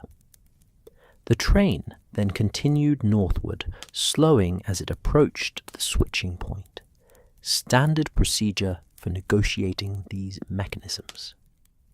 As the train slowed, one of the conspirators, I believe it was James Hartley, the locomotive engineer, who had positioned himself in the crew car, or perhaps on the coupling itself, detached the mail carriage from the rest of the train. This would have required considerable skill and knowledge of railway couplings, but Hartley, with years of experience, possessed both. The detachment would have caused some jolting and irregular motion, but at a switching point, where such motion is expected, it would not have alarmed the guards in the adjacent car. Pemberton was taking rapid notes. So, the mail carriage was simply left behind as the train continued on. Precisely. But not left on the main track, where it would immediately have been noticed and reported. No. As the carriage was detached, the switches were thrown by Albert Newcomb, the former switching operator who had intimate knowledge of these mechanisms, to divert the now independent carriage onto a siding. The rest of the train, minus one carriage, continued on to Leighton Buzzard. Good Lord, Brackenridge murmured, the simplicity of it. Simplicity combined with precise timing and coordination, Holmes corrected. Once the carriage was isolated on the siding, the conspirators had perhaps 10 to 15 minutes to work. This was sufficient time to break the seals, unlock the door. They had obtained duplicate keys through means we have yet to fully determine, though I suspect bribery or coercion of railway officials remove the chest and secure the carriage once more. But how did the carriage return to the train? I asked, though I suspected I already knew the answer. Ah, Watson, that was perhaps the most audacious element of the entire scheme. The carriage did not return to the original mail train. Instead, it was reattached to a different train entirely, a slower goods train that was scheduled to pass through the same switching point approximately 15 minutes after the mail train. This goods train, travelling at a more leisurely pace, would arrive at Leighton Buzzard several minutes after the mail train had departed that station. Holmes traced the route with his finger. Consider the timeline. The mail train arrives at Leighton Buzzard at, shall we say, 7 o'clock. The guards inspect the carriages. But remember, their carriage was detached before Leighton Buzzard, so they are actually inspecting the carriages ahead of where the mail carriage should be. They note nothing unusual because they cannot see what is missing from behind them. The mail train departs Leighton Buzzard at 7:05. At 7:08, the goods train arrives, now carrying the reattached mail carriage. In the confusion and routine activity of a busy station, no one notices that a carriage from the goods train is being switched onto the mail train's route. The mail carriage is reattached to the mail train at the north end of the station, and the train continues to Rugby, with everyone believing the carriage had been there all along. The elegance of the scheme was undeniable, though I confess it troubled me to admire such criminal ingenuity. But surely someone must have noticed the timing discrepancies, I protested. The guards would have realized that their inspection at Tring revealed a carriage that was then absent or present when it should not have been. An excellent point, Watson, and one that brings us to perhaps the most disturbing aspect of this conspiracy. The guards themselves were not accomplices. Our investigations have confirmed their innocence. However, their reports' observations were subtly manipulated by others who were part of the conspiracy. Thomas Graves, one of the captured men, had formerly served as a senior guard and had intimate knowledge of inspection procedures and reporting requirements. He ensured that the documentation was sufficiently ambiguous that the timeline inconsistencies would not be immediately apparent. Lestrade had been listening with evident fascination. So the guards were, in effect, deceived by the very systems and procedures they trusted. Precisely, Inspector. They performed their duties correctly, but those duties were designed to detect unauthorized access to the carriage, not the temporary removal of the carriage itself. It is a subtle but crucial distinction. The criminals exploited not a failure of security, but a gap in the security's conceptual framework. Holmes returned to his seat, and I could see that despite his animated explanation, he was beginning to feel the effects of the previous night's ordeal.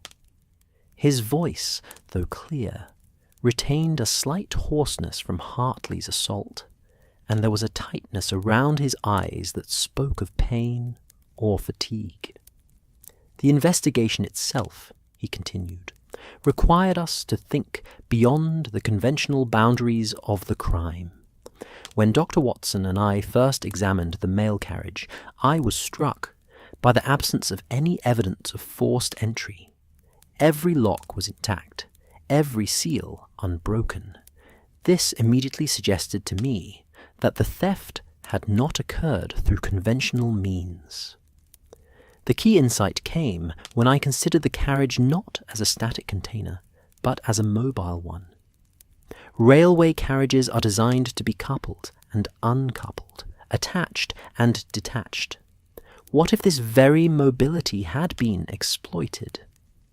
Once I entertained that possibility, the rest followed logically. I examined the railway timetables and identified switching points where such an operation could feasibly be conducted. I investigated those points and found physical evidence: the disturbed gravel, the fresh scoring on the rails, that confirmed my hypothesis. Pemberton was shaking his head in a mixture of admiration and dismay. We never considered such a possibility.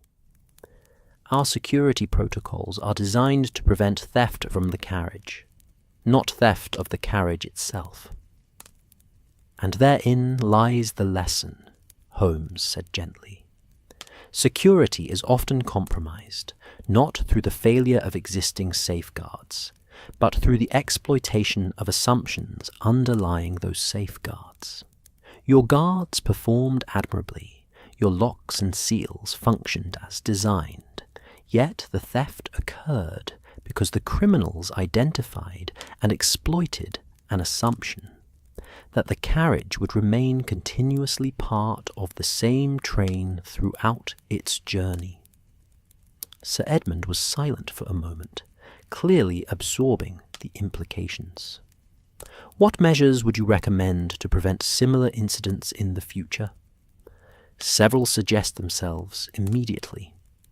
First, implement a system of unique identifiers for each carriage, numbers or symbols that are verified at each station, ensuring that not merely a mail carriage is present, but the correct mail carriage. Second, install mechanisms that make unauthorized detachment more difficult, or at least more noticeable. Third, and perhaps most importantly, foster a culture of questioning among your security personnel. Encourage them to think creatively about potential vulnerabilities, rather than simply following established procedures. But surely, I interjected, the criminals required inside assistance to execute this scheme.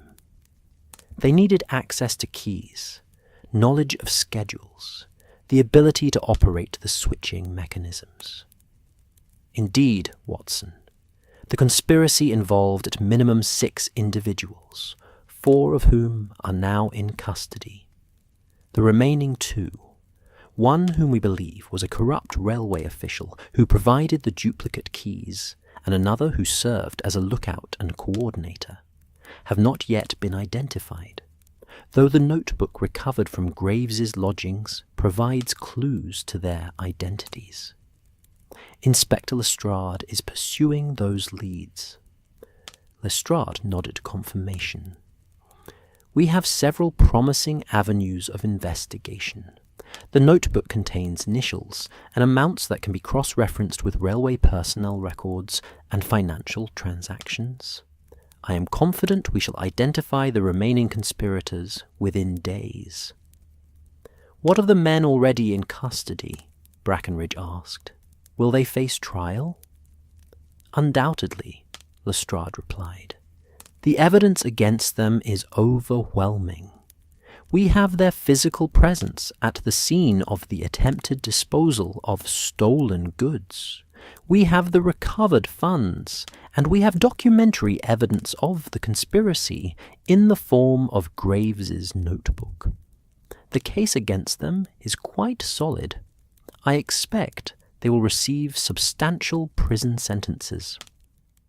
Holmes had been listening to this exchange with a distracted air, and now he leaned forward suddenly. "There is one element of the case that continues to trouble me," he said quietly.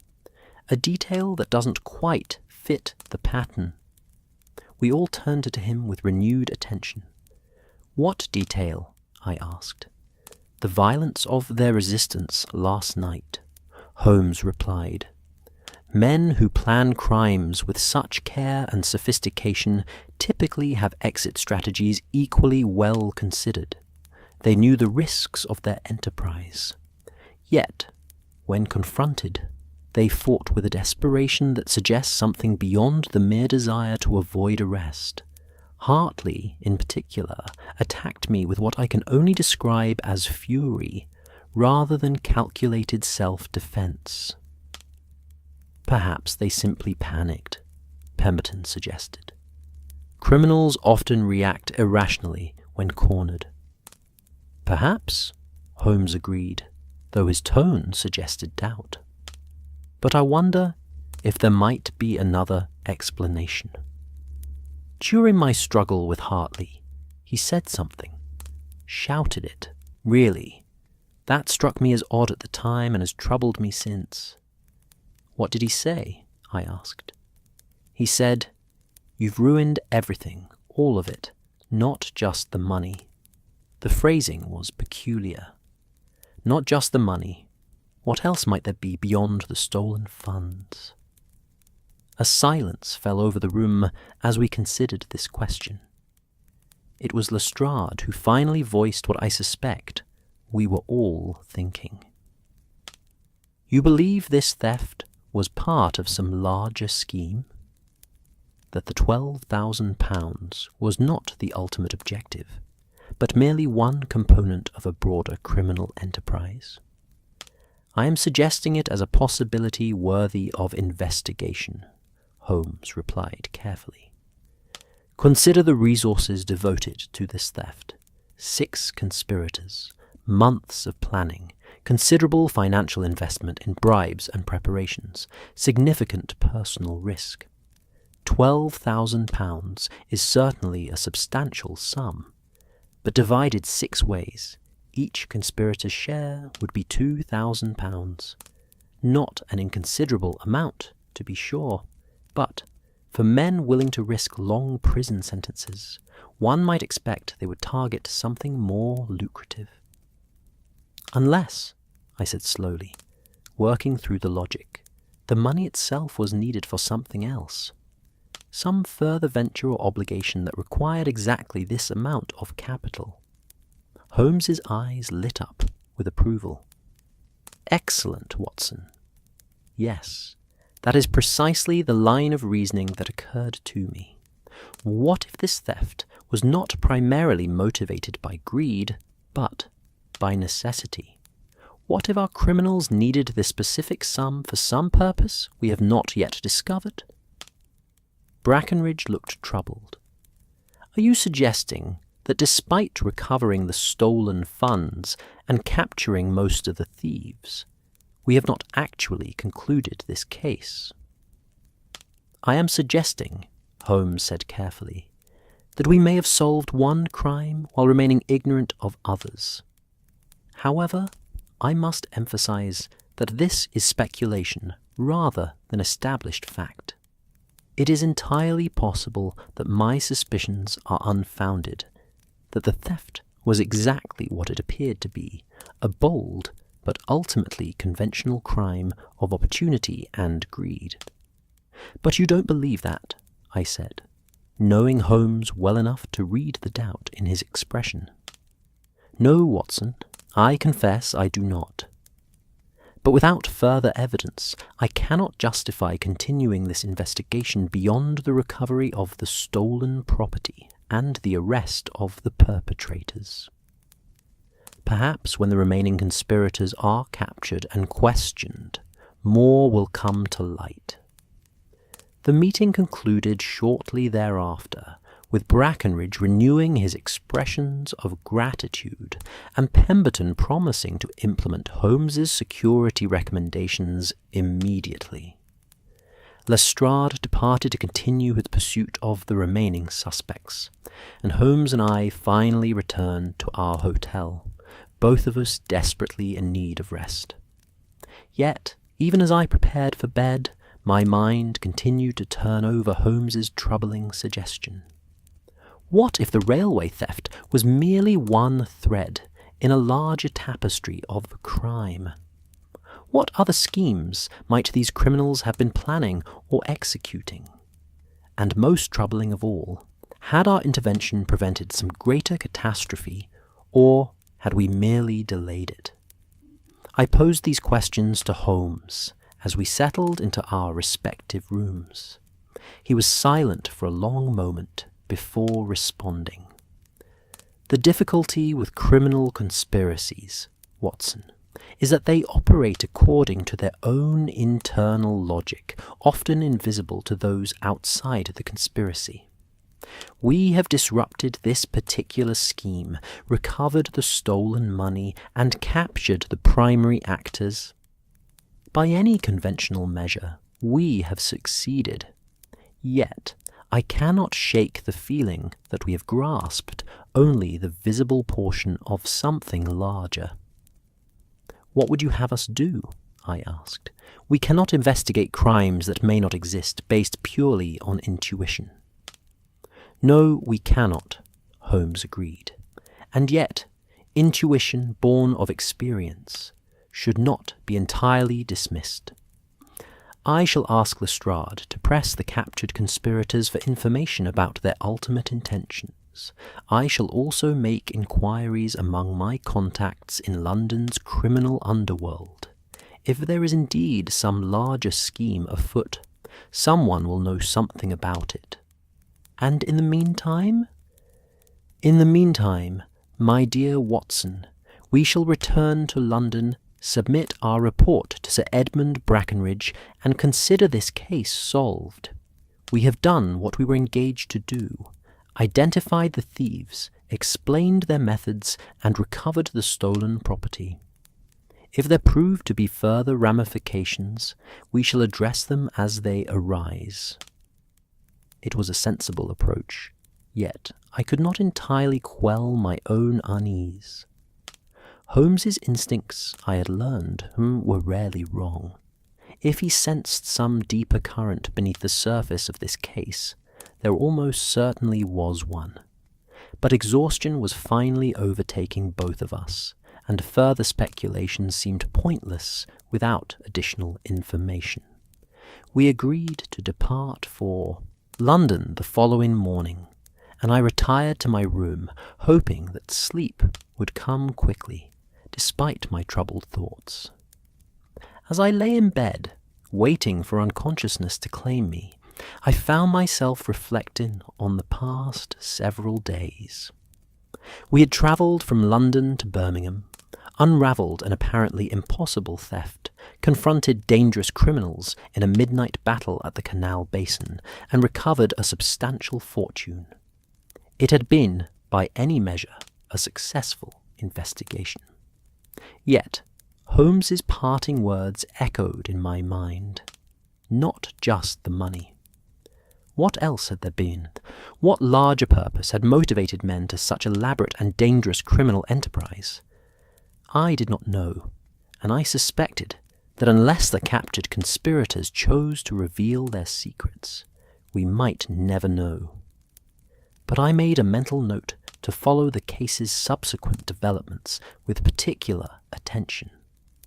If Holmes's suspicions proved correct, if this railway theft was indeed merely one component of some grander criminal scheme, then we had not heard the last of this matter.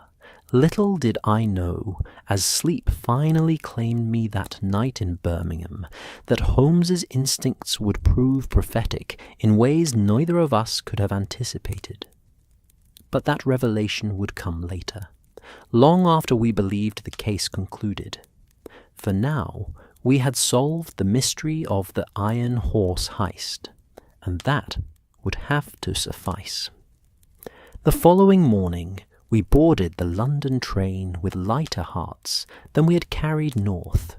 The mystery was solved, justice would be served, and the stolen property had been recovered. As the train pulled out of New Street Station and began its journey southward, I found myself gazing out the window at the passing Midlands countryside with a sense of quiet satisfaction. Holmes sat across from me, already absorbed in the morning newspapers, his bruised throat the only visible reminder of our dangerous confrontation. He seemed content, or as content as his restless nature ever allowed him to be. The intellectual puzzle had been solved to his satisfaction, and the physical danger had been successfully navigated. What more could one ask from an investigation? And yet, I noticed that he occasionally paused in his reading, his gaze becoming distant and contemplative, as though his mind continued to worry at some unresolved element of the case. I knew better than to interrupt these reveries. If Holmes had further thoughts about the matter, he would share them when ready. For my part, I was already beginning to compose the narrative that would eventually become my published account of the adventure of the Iron Horse Heist. It would, I knew, make a compelling story. The impossible theft, the brilliant deduction, the midnight confrontation at the canal. My readers had come to expect such tales of ingenuity and adventure, and this case provided both in abundance. But even as I mentally organized the narrative, I found myself wondering whether I should mention Holmes's suspicions about larger schemes and hidden purposes. Would doing so diminish the sense of closure that readers expected from such accounts? Or would it add an intriguing note of ambiguity, a suggestion that criminal conspiracies often extended beyond their visible manifestations? In the end, I decided to include Holmes's concerns, for they were part of the truth of the case, even if they remained unresolved. The best accounts, I had come to believe, were those that captured not merely the facts of an investigation, but also the uncertainties and intuitions that accompanied the detective's work. Holmes himself was never content with easy answers, and my narratives should reflect that same intellectual rigor. The train carried us swiftly toward London, and with each passing mile, the adventure of the past several days seemed to recede slightly, becoming memory rather than immediate experience.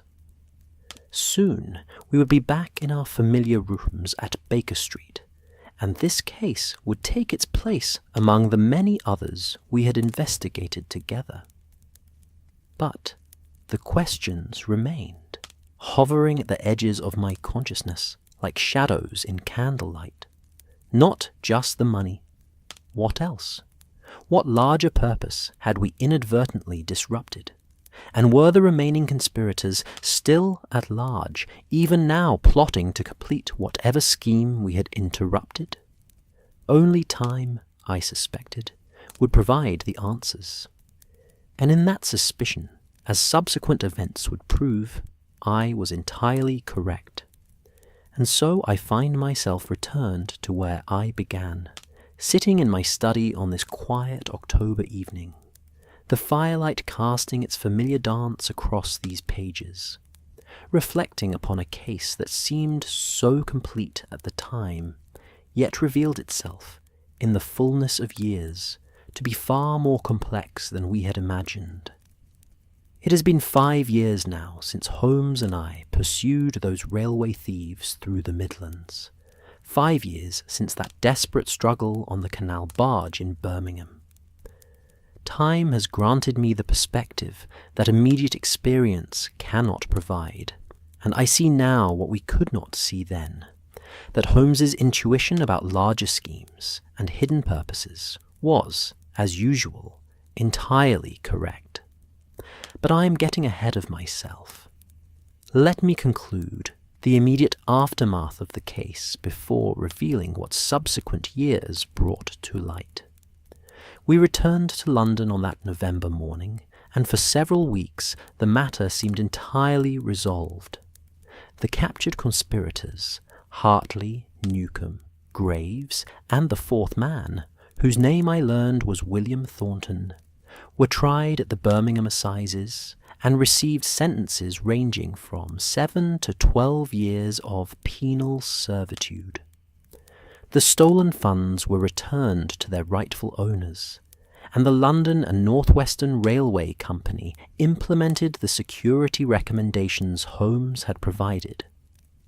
Lestrade, pursuing the leads from Graves's notebook, successfully identified and arrested the remaining 2 conspirators, a corrupt railway clerk named Edmund Price, who had provided the duplicate keys, and a former criminal associate of Newcomb's named Arthur Jessup, who had served as lookout and coordinator. They too faced justice, receiving sentences of 5 years each for their roles in the conspiracy. By all conventional measures, the case was closed. The crime had been solved, the criminals captured, the property recovered. Sir Edmund Brackenridge wrote a generous letter of commendation, which Holmes filed away without comment, as was his custom with such tributes. The railway company paid our fees handsomely, and life at Baker Street returned to its familiar rhythms. Yet Holmes remained unsettled. I would find him, on multiple occasions, staring into the fire, with that distant expression I had come to recognize as deep contemplation. When I inquired about his thoughts, he would shake his head and change the subject. But I knew the railway case continued to trouble him. "There is something we missed, Watson," he said to me one evening, perhaps 3 weeks after our return. "Some element of the conspiracy that eluded our investigation. I feel it as one might feel a draught from a hidden gap in the wall, present but not visible, persistent but not locatable. The criminals are all in custody," I reminded him gently. "The money has been recovered. What more could there be?" That, my friend, is precisely what troubles me. What more indeed? The answer to that question did not come for nearly 2 years. By then, the railway theft had receded in both our minds, becoming simply another case among the many we had investigated together. Life had continued. Other crimes had demanded our attention, other mysteries had been solved. The Iron Horse Heist, as I had come to call it in my notes, seemed a closed chapter. Then, in the spring of 1892, Holmes received a visitor who would reopen that chapter in the most unexpected way. I was present when the man arrived, a prosperous-looking gentleman of middle years, well-dressed and clearly educated, but bearing an expression of profound anxiety. He introduced himself as Mr. Richard Pemberton, and the name struck me immediately as familiar, though I could not immediately place it. Holmes, however, remembered at once. "Mr. Pemberton, the security chief for the London and North Western Railway Company. We have not corresponded in some time. How may I assist you?" "Mr. Holmes, Dr. Watson," Pemberton said, settling into the chair Holmes offered him. "I come to you with information that I believe relates to the railway theft case you solved 2 years ago. Information that has only recently come to light, and which casts that entire affair in a rather different perspective." Holmes leaned forward with immediate interest. "You have my complete attention, Mr. Pemberton." What Pemberton revealed was extraordinary. Through the testimony of one of the imprisoned conspirators, Thornton, the fourth man captured at the Canal Basin, the authorities had learned that the railway theft was indeed merely one component of a far larger criminal enterprise. The stolen £12,000 had been intended not for the personal enrichment of the thieves, but as financing for a much more ambitious scheme: the establishment of a criminal organization dedicated to the systematic theft of goods in transit across Britain's railway network. The idea, Pemberton explained, was both simple and audacious. They would recruit railway employees at strategic points throughout the country, switching operators, guards, station masters, and organize them into a coordinated network. Using the methods they had tested with the payroll theft, they planned to steal goods from trains systematically, always in ways that would appear impossible or inexplicable. The £12,000 was to provide the initial capital for bribes, equipment, and the support of the conspirators' families while the network was being established. I felt a chill as the full scope of the conspiracy became clear. They were planning to create a railway crime syndicate, I said, an organization that would exploit the very systems designed to move commerce safely across the country. Precisely, Dr. Watson. And had they succeeded, had they not been caught with that initial theft, they might have established a criminal enterprise that could have operated for years, possibly decades, costing British commerce millions of pounds and undermining public confidence in the railway system itself. Holmes had been listening with an expression of grim satisfaction. So, my instinct was correct. The theft was not an end in itself, but a means to a larger end. Tell me, Mr. Pemberton, how extensive was this planned network? According to Thornton's testimony, they had identified potential recruits at more than 30 locations across England and Scotland. They had conducted preliminary negotiations with at least 15 railway employees. The organization was to be structured in cells, with each cell operating independently under the coordination of a central leadership. It was to be, in effect, a criminal corporation modelled on legitimate business enterprises. Remarkable, Holmes murmured. Criminal innovation matches the pace of commercial innovation. Who conceived this scheme? That is perhaps the most disturbing aspect of the entire affair. The mastermind behind the conspiracy was not one of the men you captured, Mr. Holmes. It was someone who remained entirely in the background, never directly involved in the theft itself. A man named Sebastian Cordell. The name meant nothing to me, but Holmes's expression sharpened. Cordell, I know that name. A former railway executive, was he not? Dismissed under suspicious circumstances some 5 or 6 years ago. The same. He had been an operations manager for the Great Western Railway, responsible for coordinating schedules and freight movements across their entire network.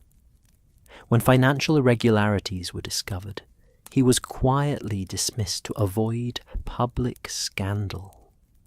The railway company chose not to prosecute, a decision they now doubtless regret.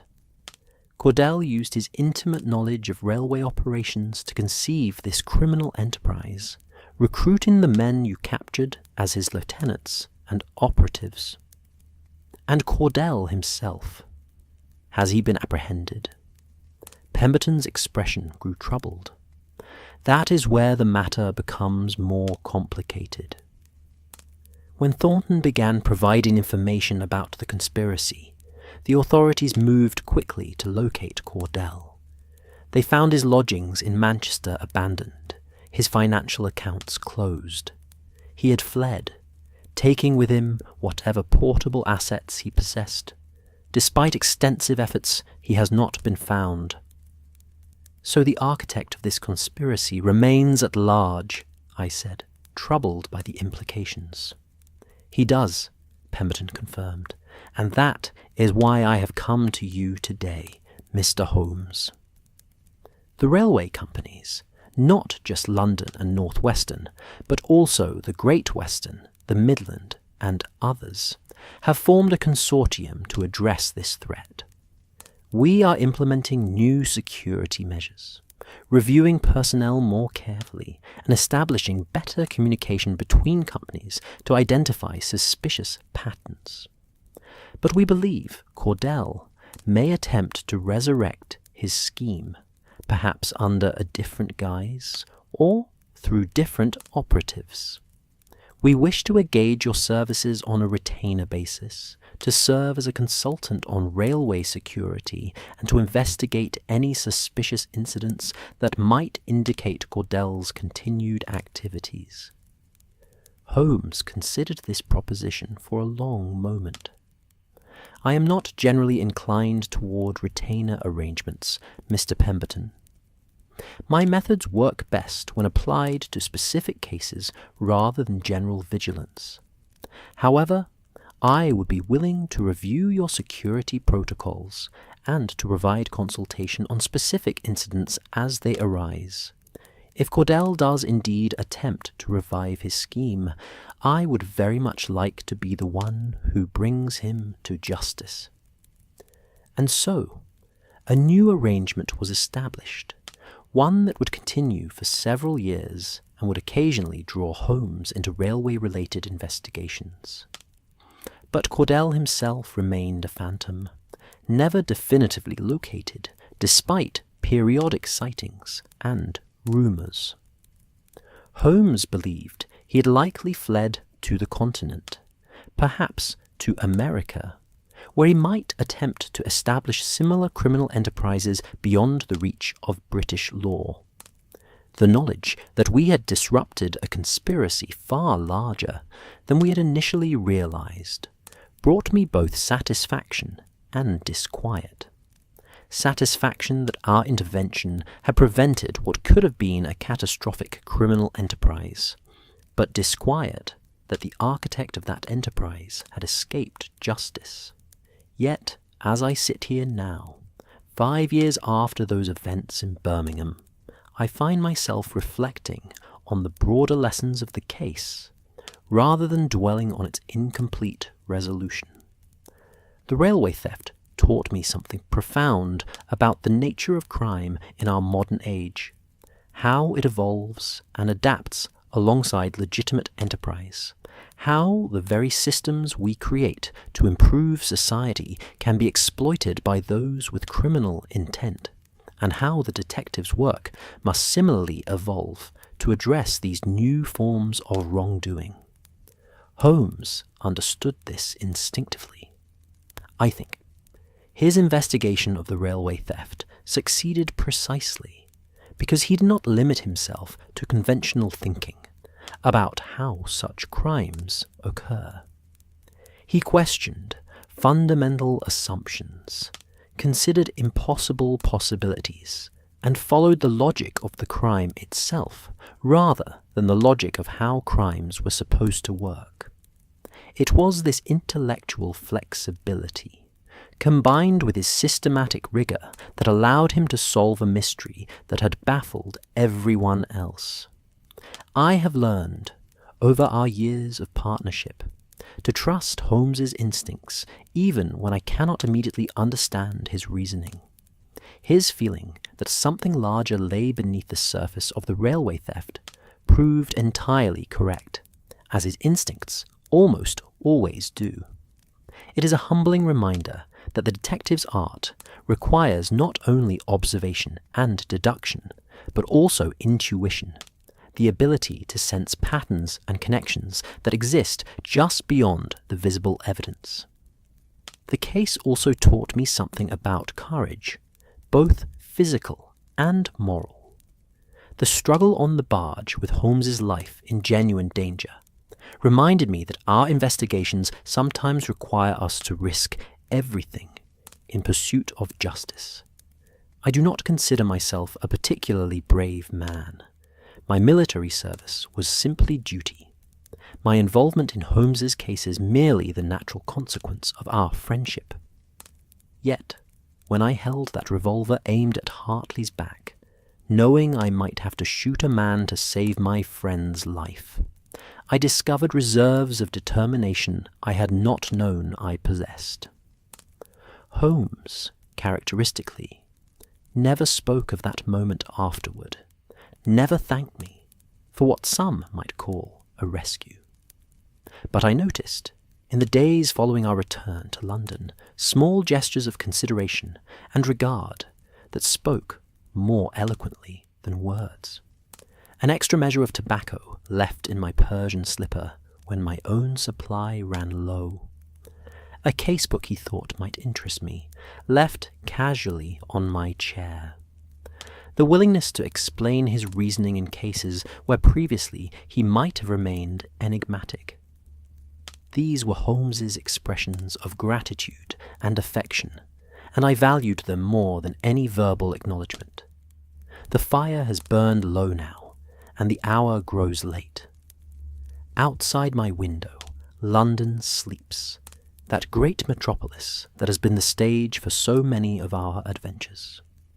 Somewhere in that vast city, or perhaps far beyond it, Sebastian Cordell lives on, perhaps planning new schemes, perhaps content to have escaped justice, and live quietly under an assumed name.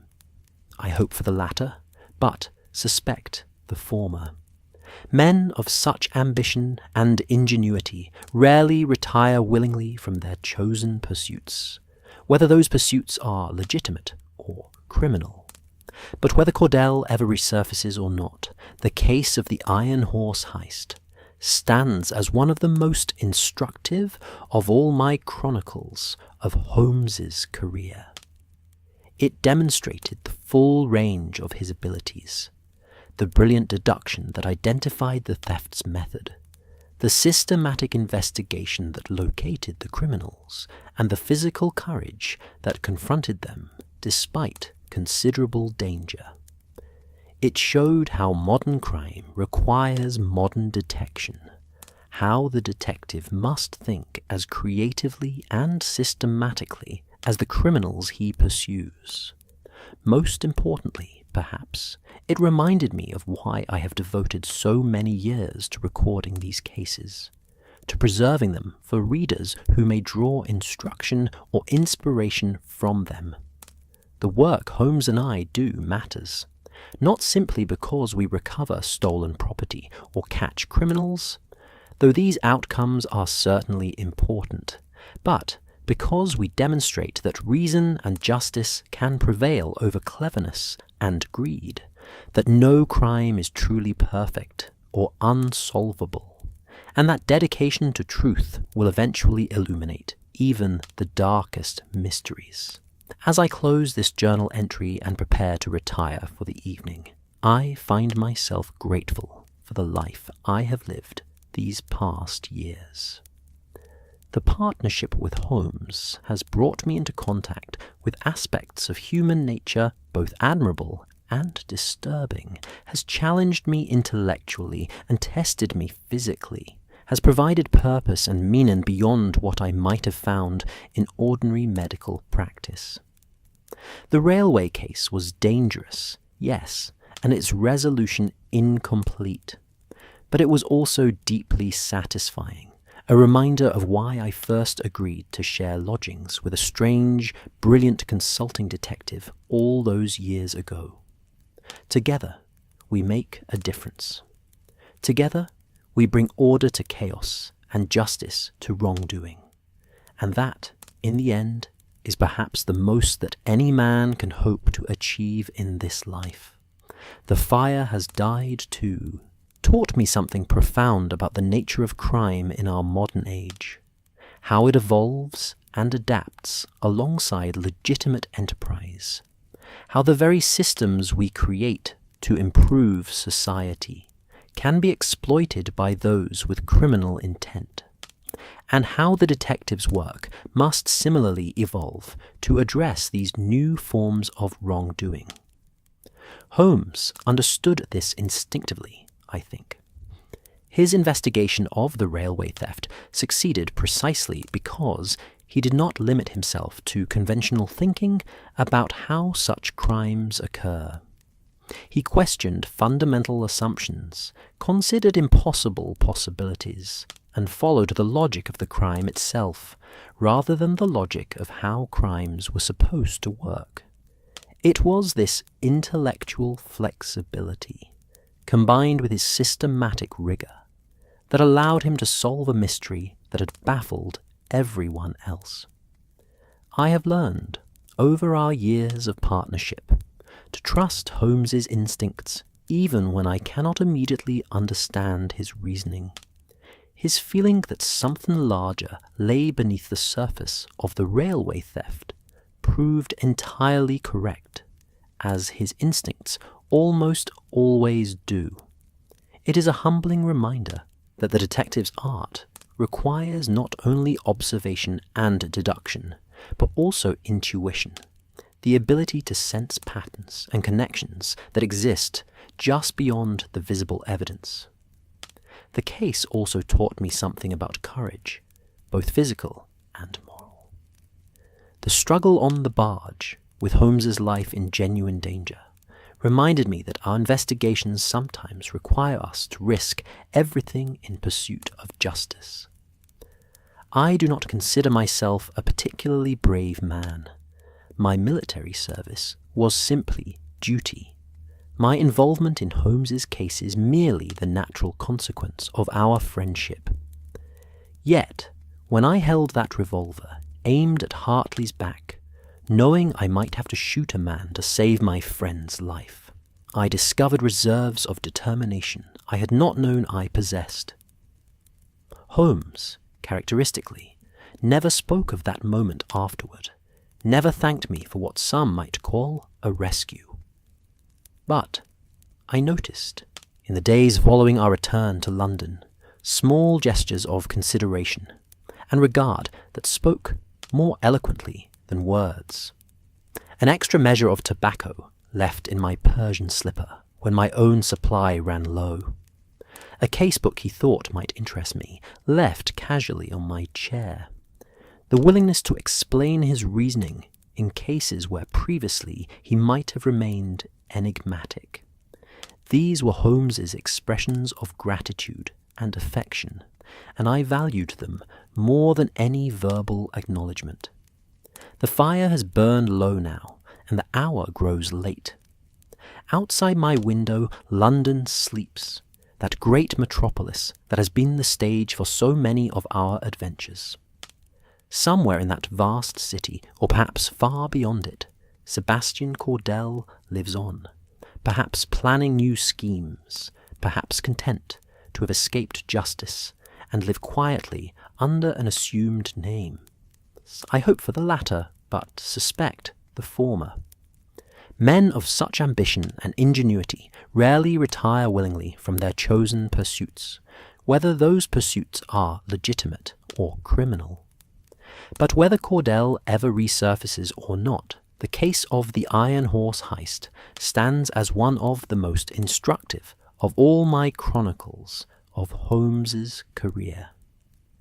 It demonstrated the full range of his abilities, the brilliant deduction that identified the theft's method, the systematic investigation that located the criminals, and the physical courage that confronted them despite considerable danger. It showed how modern crime requires modern detection, how the detective must think as creatively and as systematically as the criminals he pursues. Most importantly, perhaps, it reminded me of why I have devoted so many years to recording these cases, to preserving them for readers who may draw instruction or inspiration from them. The work Holmes and I do matters, not simply because we recover a stolen property or catch criminals, though these outcomes are certainly important, but because we demonstrate that reason and justice can prevail over cleverness and greed, that no crime is truly perfect or unsolvable, and that dedication to truth will eventually illuminate even the darkest mysteries. As I close this journal entry and prepare to retire for the evening, I find myself grateful for the life I have lived these past years. The partnership with Holmes has brought me into contact with aspects of human nature both admirable and disturbing, has challenged me intellectually and tested me physically, has provided purpose and meaning beyond what I might have found in ordinary medical practice. The railway case was dangerous, yes, and its resolution incomplete, but it was also deeply satisfying, a reminder of why I first agreed to share lodgings with a strange, brilliant consulting detective all those years ago. Together, we make a difference. Together, we bring order to chaos and justice to wrongdoing. And that, in the end, is perhaps the most that any man can hope to achieve in this life. The fire has died to embers now, and the candle beside my desk burns low. I shall add this entry to the others in my commonplace book, another chapter in the ongoing chronicle of Sherlock Holmes's cases. Perhaps someday, when both Holmes and I have passed from this world, some reader will discover these journals and find in them something of value, a glimpse of Victorian London, a lesson in the art of detection, or simply an entertaining story well told. But for now, the case is concluded, recorded, and filed away in memory. Outside, the night deepens, and somewhere in London, new mysteries are doubtless being born, new crimes being committed, new puzzles awaiting solution. Tomorrow will bring its own challenges and adventures. But tonight, I am content to sit in the peace of my study, remembering one particular adventure that began with an impossible theft and ended with dangerous confrontation and incomplete but meaningful justice. It is enough. It has always been enough. The work itself is the reward, and the partnership with Holmes is its own justification. I ask for nothing more than to continue as we have begun. Two friends, two investigators, pursuing truth through the fog and complexity of modern life, one case at a time. And with that reflection, I close this journal entry, extinguish my candle, and make my way to bed, grateful for the day that has passed, and quietly anticipating whatever tomorrow may bring. The Iron Horse heist is complete, solved, and recorded. Other cases await. Other mysteries beckon, and I shall be ready to face them, as always, at Holmes's side. For that is the life I have chosen, and I would not trade it for any other.